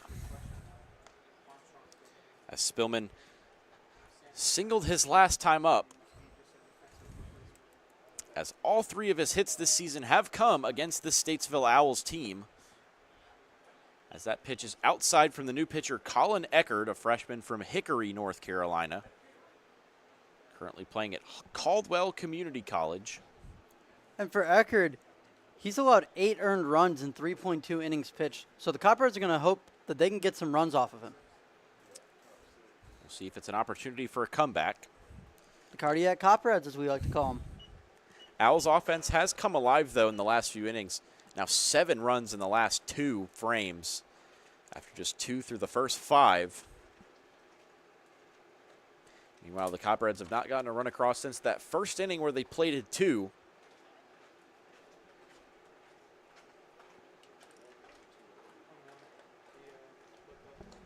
Spillman will lead things off, and hopefully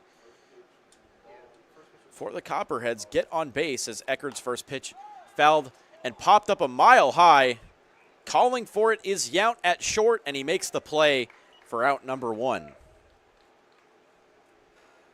And now to go back to the top of the lineup, Isaac Armstrong is 1 for 3 on the night.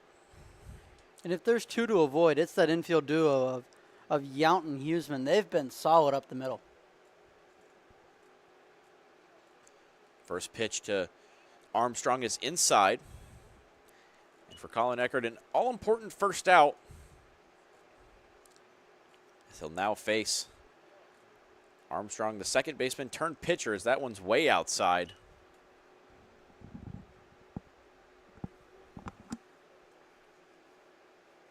And for the Owls, they're just going to want Eckert to create some ground balls, let the fielders do the work, and just get through the rest of these innings and keep the win intact. If the lead gets shrunk a little bit, they're not going to really sweat over it.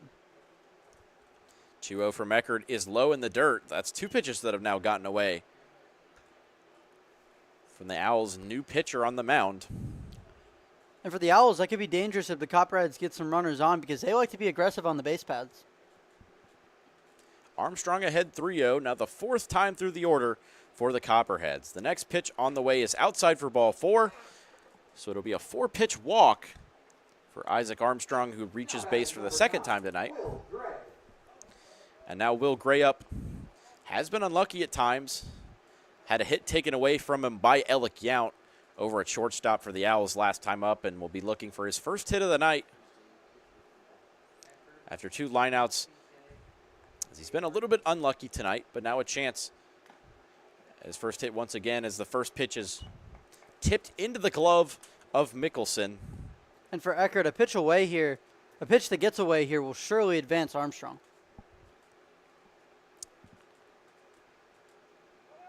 Runner breaks for second. Armstrong will get there standing as the throw not made by Mickelson.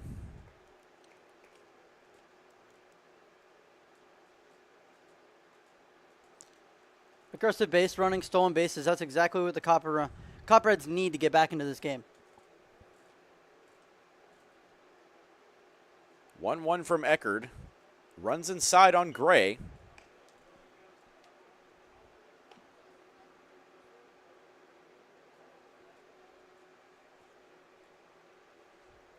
So now it'll be a 2-1 count. And that pitch catches the outside corner for a strike for Gray. So now Eckert in a 2-2 count.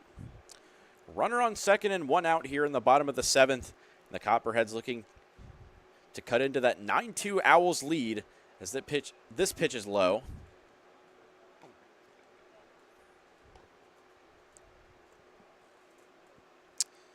So it'll be another full count. We'll see if Gray can get aboard here against Eckert. Payoff pitch. Swung on in a drive towards right field, but over and making the catch is Gant. Another nice defensive play for the Owls outfielders. And that'll bring up the right fielder, Haywood. 1 for 3 in the night with a double, a strikeout, and a ground out, but another nice play there by Gant in the outfield. Definitely. And for the Copperheads, they need to string together some hits here because they've done a great job all season, even when they find themselves down, cutting into leads and at least making games close and interesting towards the end. Haywood swings and misses at that first pitch from Eckerd. You get the feeling maybe out here for more than 1 inning as the Owls try to conserve some pitching. As the runner breaks for second, Armstrong will get there. Another stolen base. As once again, Mickelson loses the ball in the dirt. And now Armstrong likely to score with the base hit now. Exactly, and a great jump there from Armstrong. I think he would have gotten there even on a great throw from the catcher. Now the focus for Eckerd will turn to Haywood completely as the 1-1 is outside. And for the Copperheads, they've had a couple of come-from-behind wins this season. So they've done a really great job of hitting and scoring in clutch situations. And so tonight, they really need to get themselves to a situation where that matters. As that pitch is past Haywood for strike 2, and now it'll be an even count. As the Copperheads look for their 3rd run of the night, but a swing and a miss by Haywood gets Eckerd out of the inning. Scoreless. Despite 2 stolen bases from Armstrong, he can't score from 3rd, and the score stays at 9-2 here as we head to the 8th inning here of this one.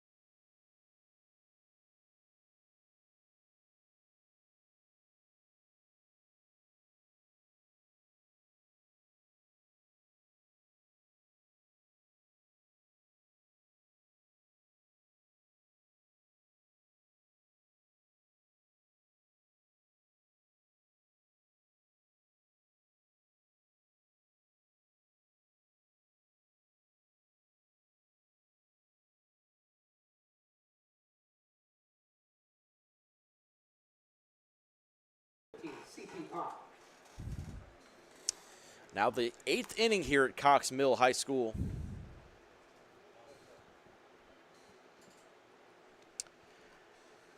Owls holding on to a 9-2 lead.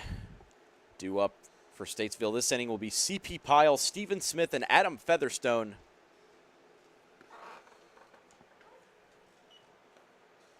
As the new pitcher for the Lake Norman Copperheads in replacement of Isaac Armstrong will be number 8, Jacob Painter. Originally from Eleanor, West Virginia, and attending West Virginia State.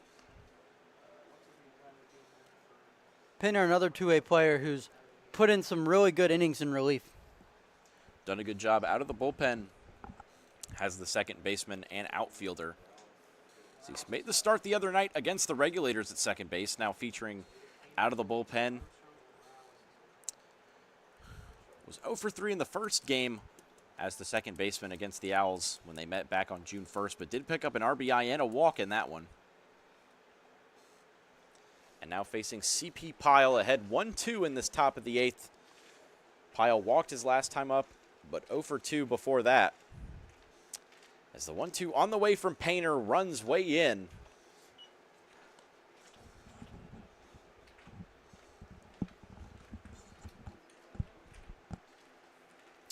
Now it'll be a 2-2 count as Painter's next pitch is outside and runs the count full. And for Painter, he's done a great job at the plate, driving in runs and getting on base. And then in relief, he's been great at eating some innings and having great relief innings on the mound. So just an all-around great two-way player for the Copperheads to have. 3-2 pitch, swung on and popped up. Spielman will give chase, but he'll have no play.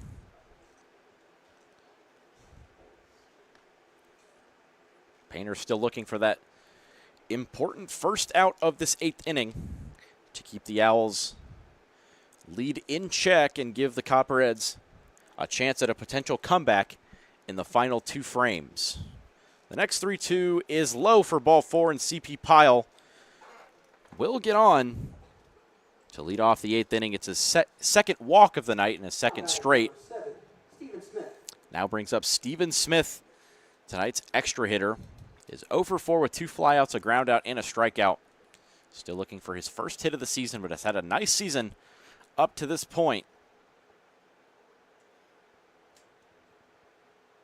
First pitch from Painter, popped up a mile high. Spielman will call for it, and he makes the catch. 1 pitch, 1 out. And a big first out there. Retires Steven Smith and brings up the center fielder Featherstone. And for Smith, maybe a night to forget, but definitely a great season he's had so far and a huge part of the Owls' success. As Smith and Featherstone, the only 2 players in the lineup for the Owls not to have reached base yet. Their top 2 hitters combined 0 for 9 on the night, but everybody else has reached.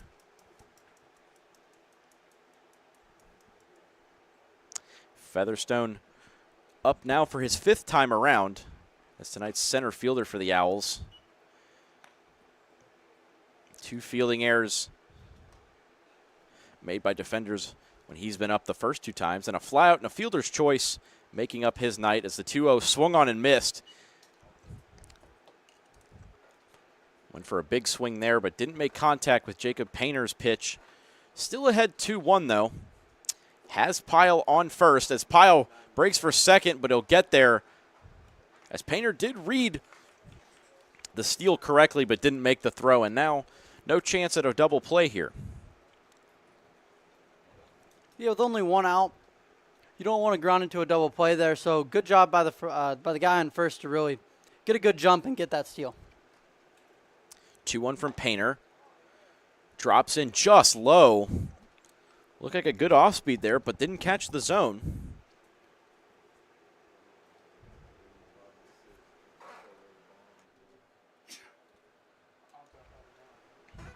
Now the 3-1 outside for ball 4, and Featherstone does reach in his 5th plate appearance tonight.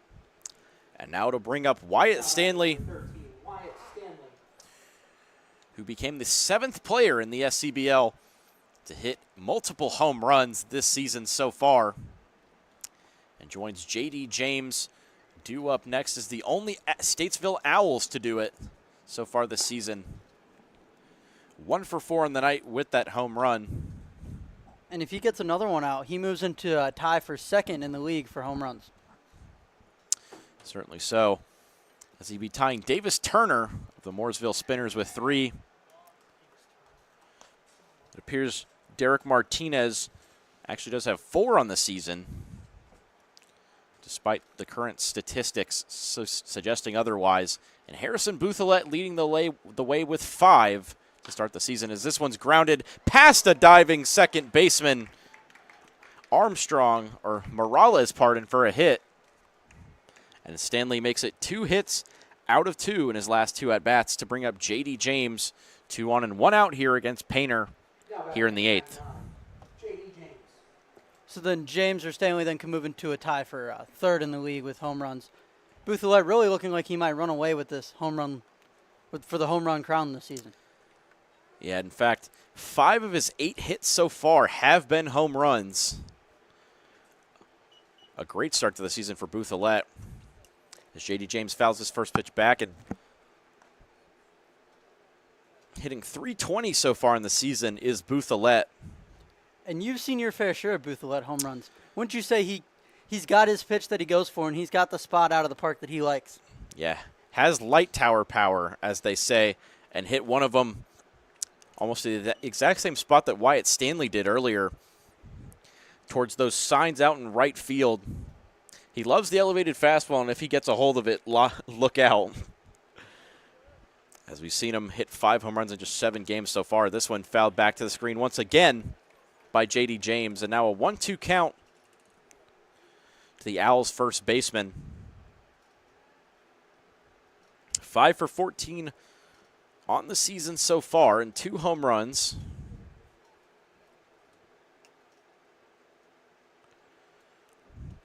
One-two on the way. Swing and a foul ball out of play.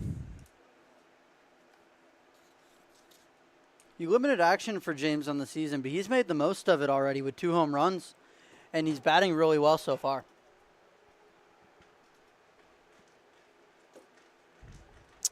Now the 1-2 pitch outside.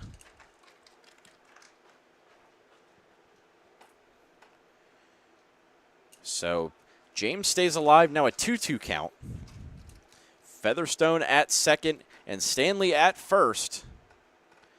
And Painter's 2-2 in there for strike 3, and J.D. James not happy. He watched that one potentially. But it is a backwards K nonetheless.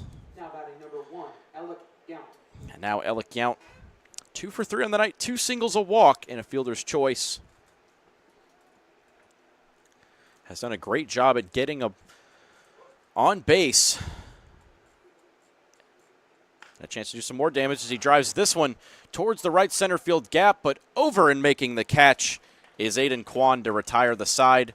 Still a 9-2 lead as we head to the bottom of the 8th here at Cox Mill. Top of the 8th. Owls still lead that.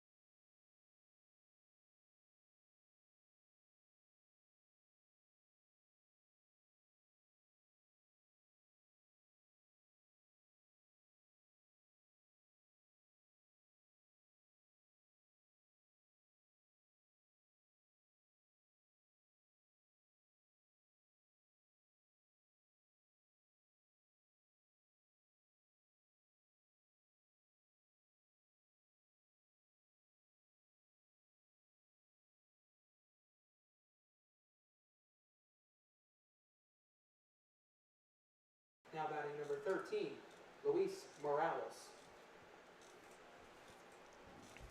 Back for the bottom of the 8th inning, and Luis Morales up. Been the best hitter for the team so far and ranks 2nd in batting average in the league behind only the Disco Turkeys' Derek Martinez. Went 1 for 2 with 2 walks last time out against the Regulators. Picked up his 13th hit of the season for number 13, and now looking for number 14. Here in a pinch hitting role to lead off this 8th inning. As he'll hit for the DH Brock Donnelly, who had himself a nice night at the plate with 2 singles and a walk. He'll make way for the native of Puerto Rico, Morales, as he drives this one way out of play. Morales currently playing at Sterling College out in Kansas. So quite a journey all the way from there to here at Cox Mill High School in Concord, North Carolina, facing a 1-2 count, puts it in play towards the second baseman, Huseman. A nice throw is in time to get Morales. And not as great a swing there, but Morales is a guy that I wouldn't be surprised if we see at the D1 level at some point. He's a great player. He's been swinging the bat well all season, 3 RBIs. You know, he's a great addition into this ballgame if he gets another at-bat late in this game. And has done a good job also at limiting the strikeouts. Just 5 and 24 at-bats so far. That's something the colleges are going to love to see on his tape this summer. Yeah, 28 plate appearances, just 5 strikeouts to 6 walks, 13 hits, and 26 at-bats. Really has been a pitcher's nightmare this season.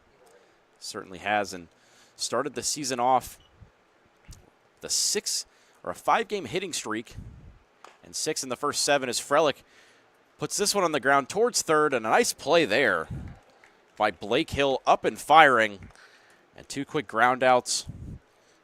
Now bring up Connor Paul, 1 for 3 on the night with 2 ground outs. As we're talking about Morales, only 1 extra base hit on the season, but he can really put the ball in play. We've seen that throughout the season. Yeah, and they play him in the leadoff spot a lot, so he does his job in the leadoff spot. When they play him further down the lineup, you probably would like to see a couple more extra base hits. But when he gets on base, he also gets some stolen bases and is aggressive on the base paths. So you can live with the singles. He's been hitting it well, and you just want a guy who has a 500 average. That's amazing. And this one outside for ball 2 is now Paul looking for his second hit of the night and number 11 on the year. Currently hitting an even 400.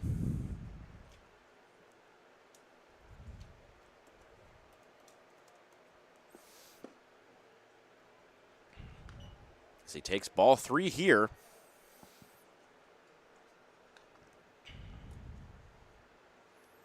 Paul been great on the mound and in the box as a 2-way player for this Copperheads team, and he takes strike 1 here from Eckert, who stays out and has worked 2 quick outs here. Just allowed the 1 walk to Isaac Armstrong last inning, but that one is low for ball 4.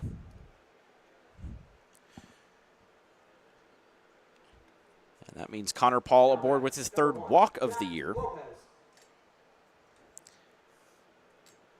And the Copperheads, they've had 2-out rallies all season. This is a spot where they've been known to get a couple of runs. Yeah, I've done a great job at potentially putting themselves in position to get back in this game, as now Jack Lopez 0 for 3 on the night, looking for his 6th hit of the season, and to keep this inning alive against Eckert, who thus far has only allowed 1 batter to reach base in 1 2/3 innings of work, and a much-needed bounce-back start for him. Yeah, definitely. He limiting the runs for sure, just to help the ERA on the stat sheet, but also just for his confidence, just to prove that he's a guy that they could put in even when the game's closer. As that one lands in there for a strike, and now a 1-2 count to the left fielder Lopez. Eckert ready with the pitch, and that one runs in breaking, but nearly hits Lopez, but instead it's just a ball. Now Deuces Wild, a 2-2 count and 2 outs. Paul stands on first, representing the 3rd run of the game for the Copperheads. This one grounded off the screen, foul down the third base line of the Owls dugout. And Lopez, a player who fights at the plate and gets on base really well. In the first game of the season, we saw him aggressive on the base paths, even stealing home. Now the 2-2. Swing and a miss. It will be a drop 3rd strike. It appears the throw will go to first anyway from Mickelson. It is in time, and that will retire the side. 1 frame left to go. A 9-2 lead for the Owls here at Cox Mill High School when we return.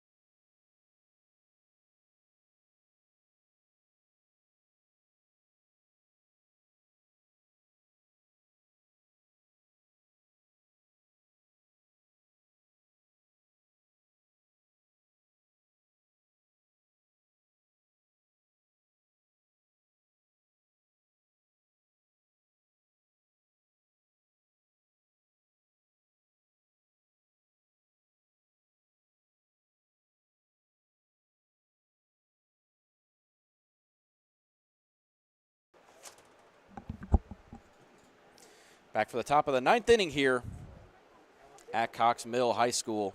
A 9-2 lead for the Statesville Owls. And one more inning left as Tyler Huseman stepped in for his 5th time tonight.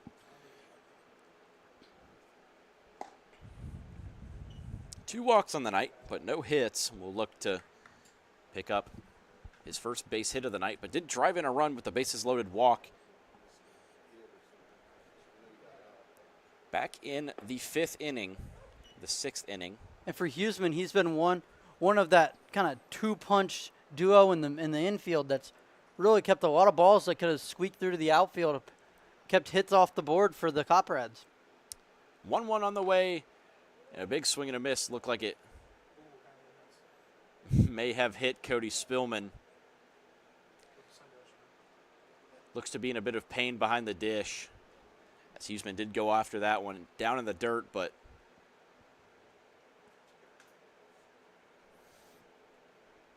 it'll be a 1-2 count once Spillman is ready. We'll see if they need a potential substitution here. They'll talk it over behind the mound.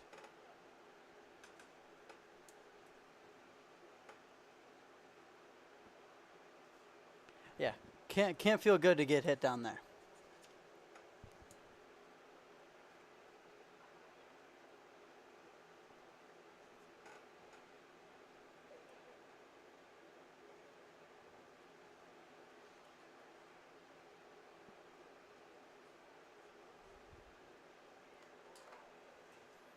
And for the Owls, their hitters, just great situational hitting, knowing the situation when they're at the plate, knowing who's on base, knowing their teammates, knowing where they really got to hit the ball to make sure the runners advance safely.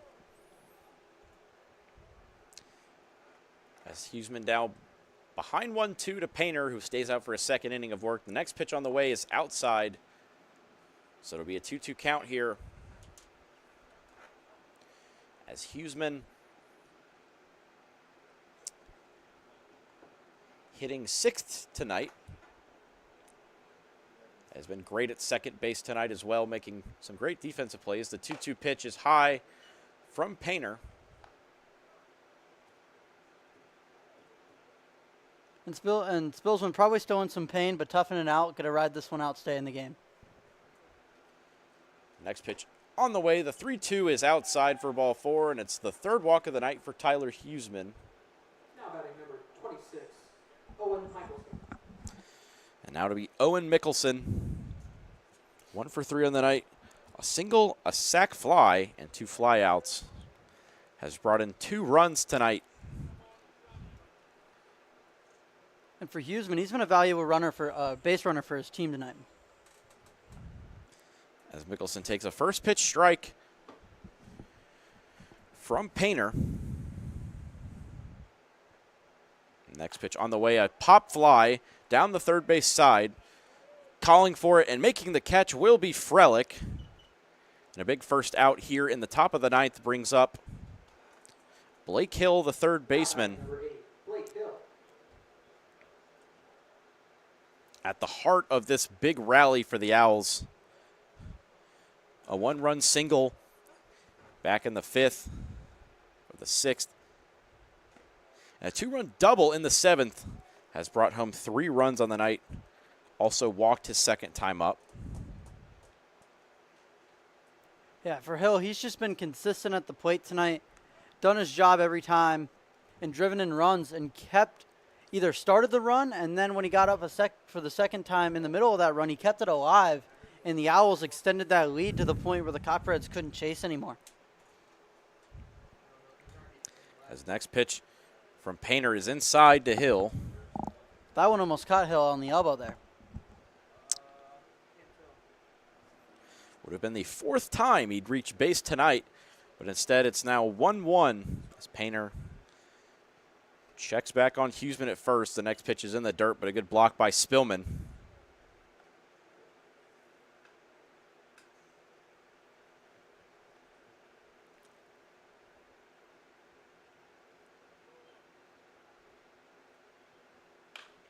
As this one's driven into center field by Blake Hill. Back on the track is Quan. He makes the catch. No advance from Huseman. Will be out number 2. Another nice piece of contact from Blake Hill, unfortunately. Didn't get quite the velocity on it that you would have wanted. And that'll be a fly out to bring up Caleb Gant, the right fielder, 0 for 3 with a walk tonight.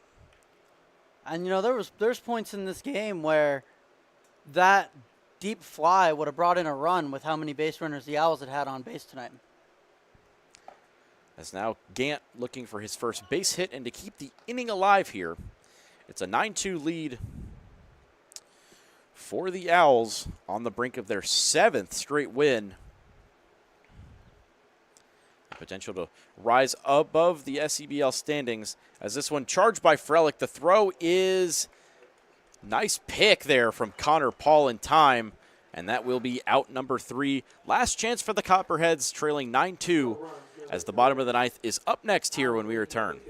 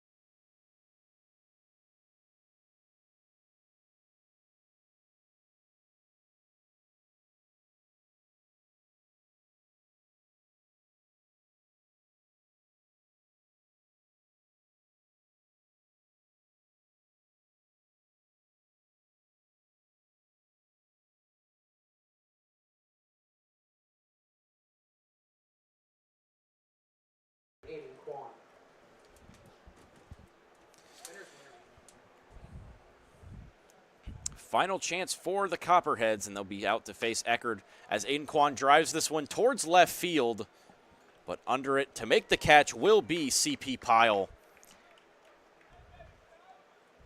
And that is a first out here in the bottom of the 9th inning.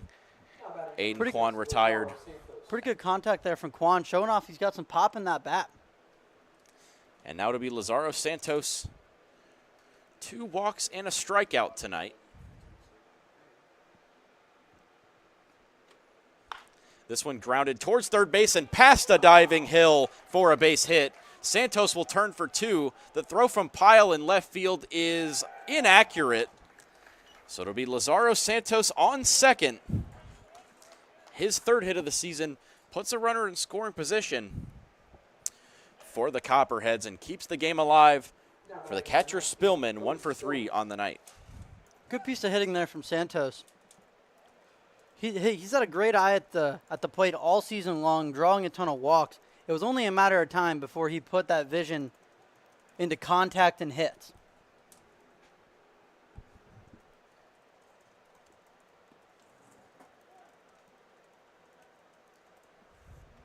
As Spillman looking for his 2nd multi-hit game and his 2nd multi-hit game against these Owls as he picked up a hit in his 2nd at-bat tonight. It'll now be his 4th at-bat of the night.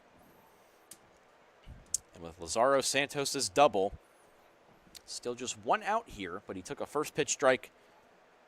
And the Copperheads would want to at least take some hitting momentum into the next game. We'll see if they can do that here in the bottom of the 9th inning as that one runs way in on Cody Spillman, but no harm, no foul. It's just ball 1 for Colin Eckerd looking to shut down this game in the 9th inning. Just 2 outs away from doing so. 1-1 on the way. In there for a strike. Eckerd using his fastball to great effect. And now 1 strike away from a big 2nd out.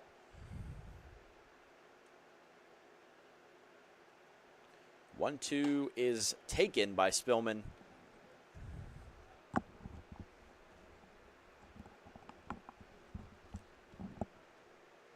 Maybe the throw was a little errant back from the catcher. Alec Yount over, though, to hand his pitcher Colin Eckert the ball.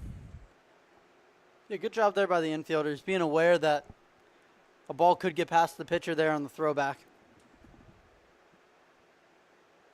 2-2. Swung on and fouled out of play. So they'll do it again. Spillman stays alive here. Spillman making good cuts, making good contact this at bat.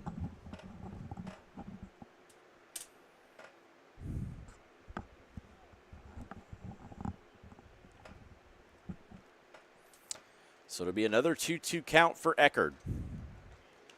Pitch to Spillman, runs in again. Looked like a breaking ball that didn't break as much as he would have wanted it to, and now a full count on the way. Spillman tries to make it 2 runners to breach base here in the 9th. The pitch swung on in a little feeble thing, gets past the first baseman. The throw to first offline, and now Santos advances to third. And it looked like it may go down as an infield single for Cody Spillman, who chopped one towards the first baseman, J.D. James, who went diving for it, didn't get the play, but then Huseman following it up makes the shuffle throw to Eckert, but he wasn't able to get it or stand on the bag, and then Lazaro Santos advances to third, and now runners at the corners here as Isaac Armstrong steps in, or instead it'll be Painter to pinch hit for Armstrong. The Copperheads, they're battling at the plate right now. Good job by Spillman beating that one out at first, but credit to the Owls. All the infielders there ready for that chopper and really giving it their all.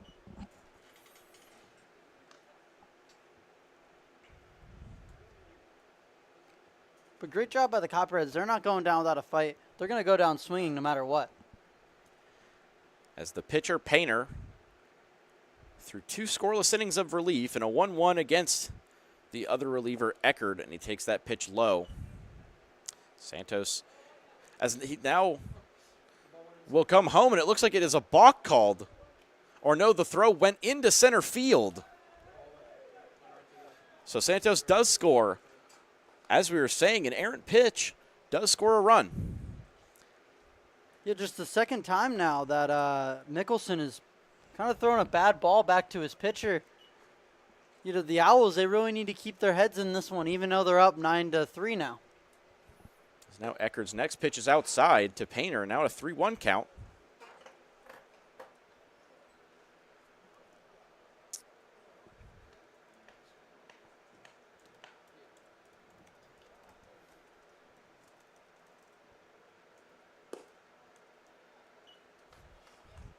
As now it'll be a walk for Painter.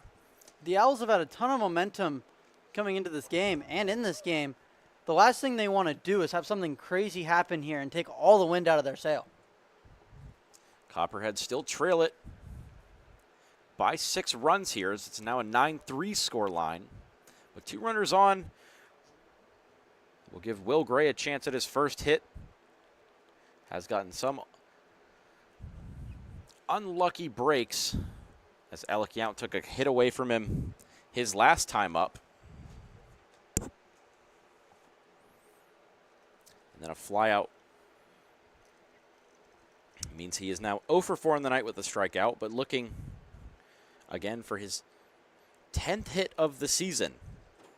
And it looks like he will face Eckert, who stays out there after a short chat with the pitching coach.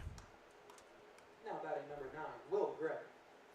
Gray, the starting shortstop. And for the Owls, it looks like they got a couple emergency arms over there in the bullpen just in case they need them. First pitch swinging by Gray, and it's a base hit into or left field. And now to load the bases. Spillman advances to second. Armstrong, or Painter, Now batting number 24, over. Caden Haywood. And Gray has a base hit for the first time tonight, and now it loads the bases for Caden Haywood. 1 for 4 on the night with 2 strikeouts, but a double. Scored one of the Copperheads' runs earlier. Will face Eckert. Takes a first pitch strike, though. Bases are still loaded, so anything in the infield could likely result in a force out at home. As that one runs way in and gets away from the or it hit him. It did hit him, Caden Haywood, and he drives in a run because of it. And for Eckert, an appearance in relief that was going to really turn around his season is now an appearance that could run back up the ERA that was already high. So Spillman scores on the hit by pitch. Now it's a 9-4 game. And Morales out for his second at bat. Bases still loaded and now trailing by 5.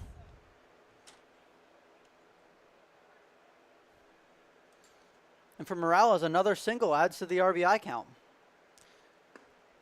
Next pitch in there for a strike on the inside corner against Morales, who, as we mentioned, has 13 hits, leading the SCBL in total hits and second in batting average. But a great leadoff hitter, and now a chance to do some damage. A 1-1. Good block there by Mickelson. Eckert still just needs 2 outs to get out of this one. But we've seen crazier things happen here in the SCBL. Ahead 2-1. Bases loaded and 1 out here in the bottom of the ninth. The 9-4 lead as this one's on the ground to Yount. He makes the throw to second for 1, and the throw from Huseman is in time for the double play. And that is your ball game. Eckert gets out of the jam with a double play to end it. It's a 9-4 win for the Owls. 7 wins in a row as Statesville pulls into second place on their own in the SCBL standings. It looks like the Spinners will pull out their 8th win and stay ahead. But what a week it's been for the Statesville Owls, who continue their torrent run of form tonight. Yeah, and what's as evident by that final play, that Yount Huseman middle infield is holding it down, and the Owls are going to keep winning if they play this way. You know, strong fielding, great batting, and their pitching comes along with it as well. They're a strong team, and they're hot on the tails of the Spinners, aren't they? Certainly have, and after winning that 16-2 game over there up in Mooresville last Saturday, they have a chance to be in first place by themselves because they did beat the Spinners, who are the only team ahead of them right now. But thank you, everybody, for joining us on some SCBL baseball action on this Friday night. Statesville victorious 9-4. Will be back in action tomorrow, as we'll have a doubleheader as the Copperheads will travel up to Winston-Salem to play the Disco Turkeys up at Wake Forest. The Regulators will be back in action against the Corn Dogs.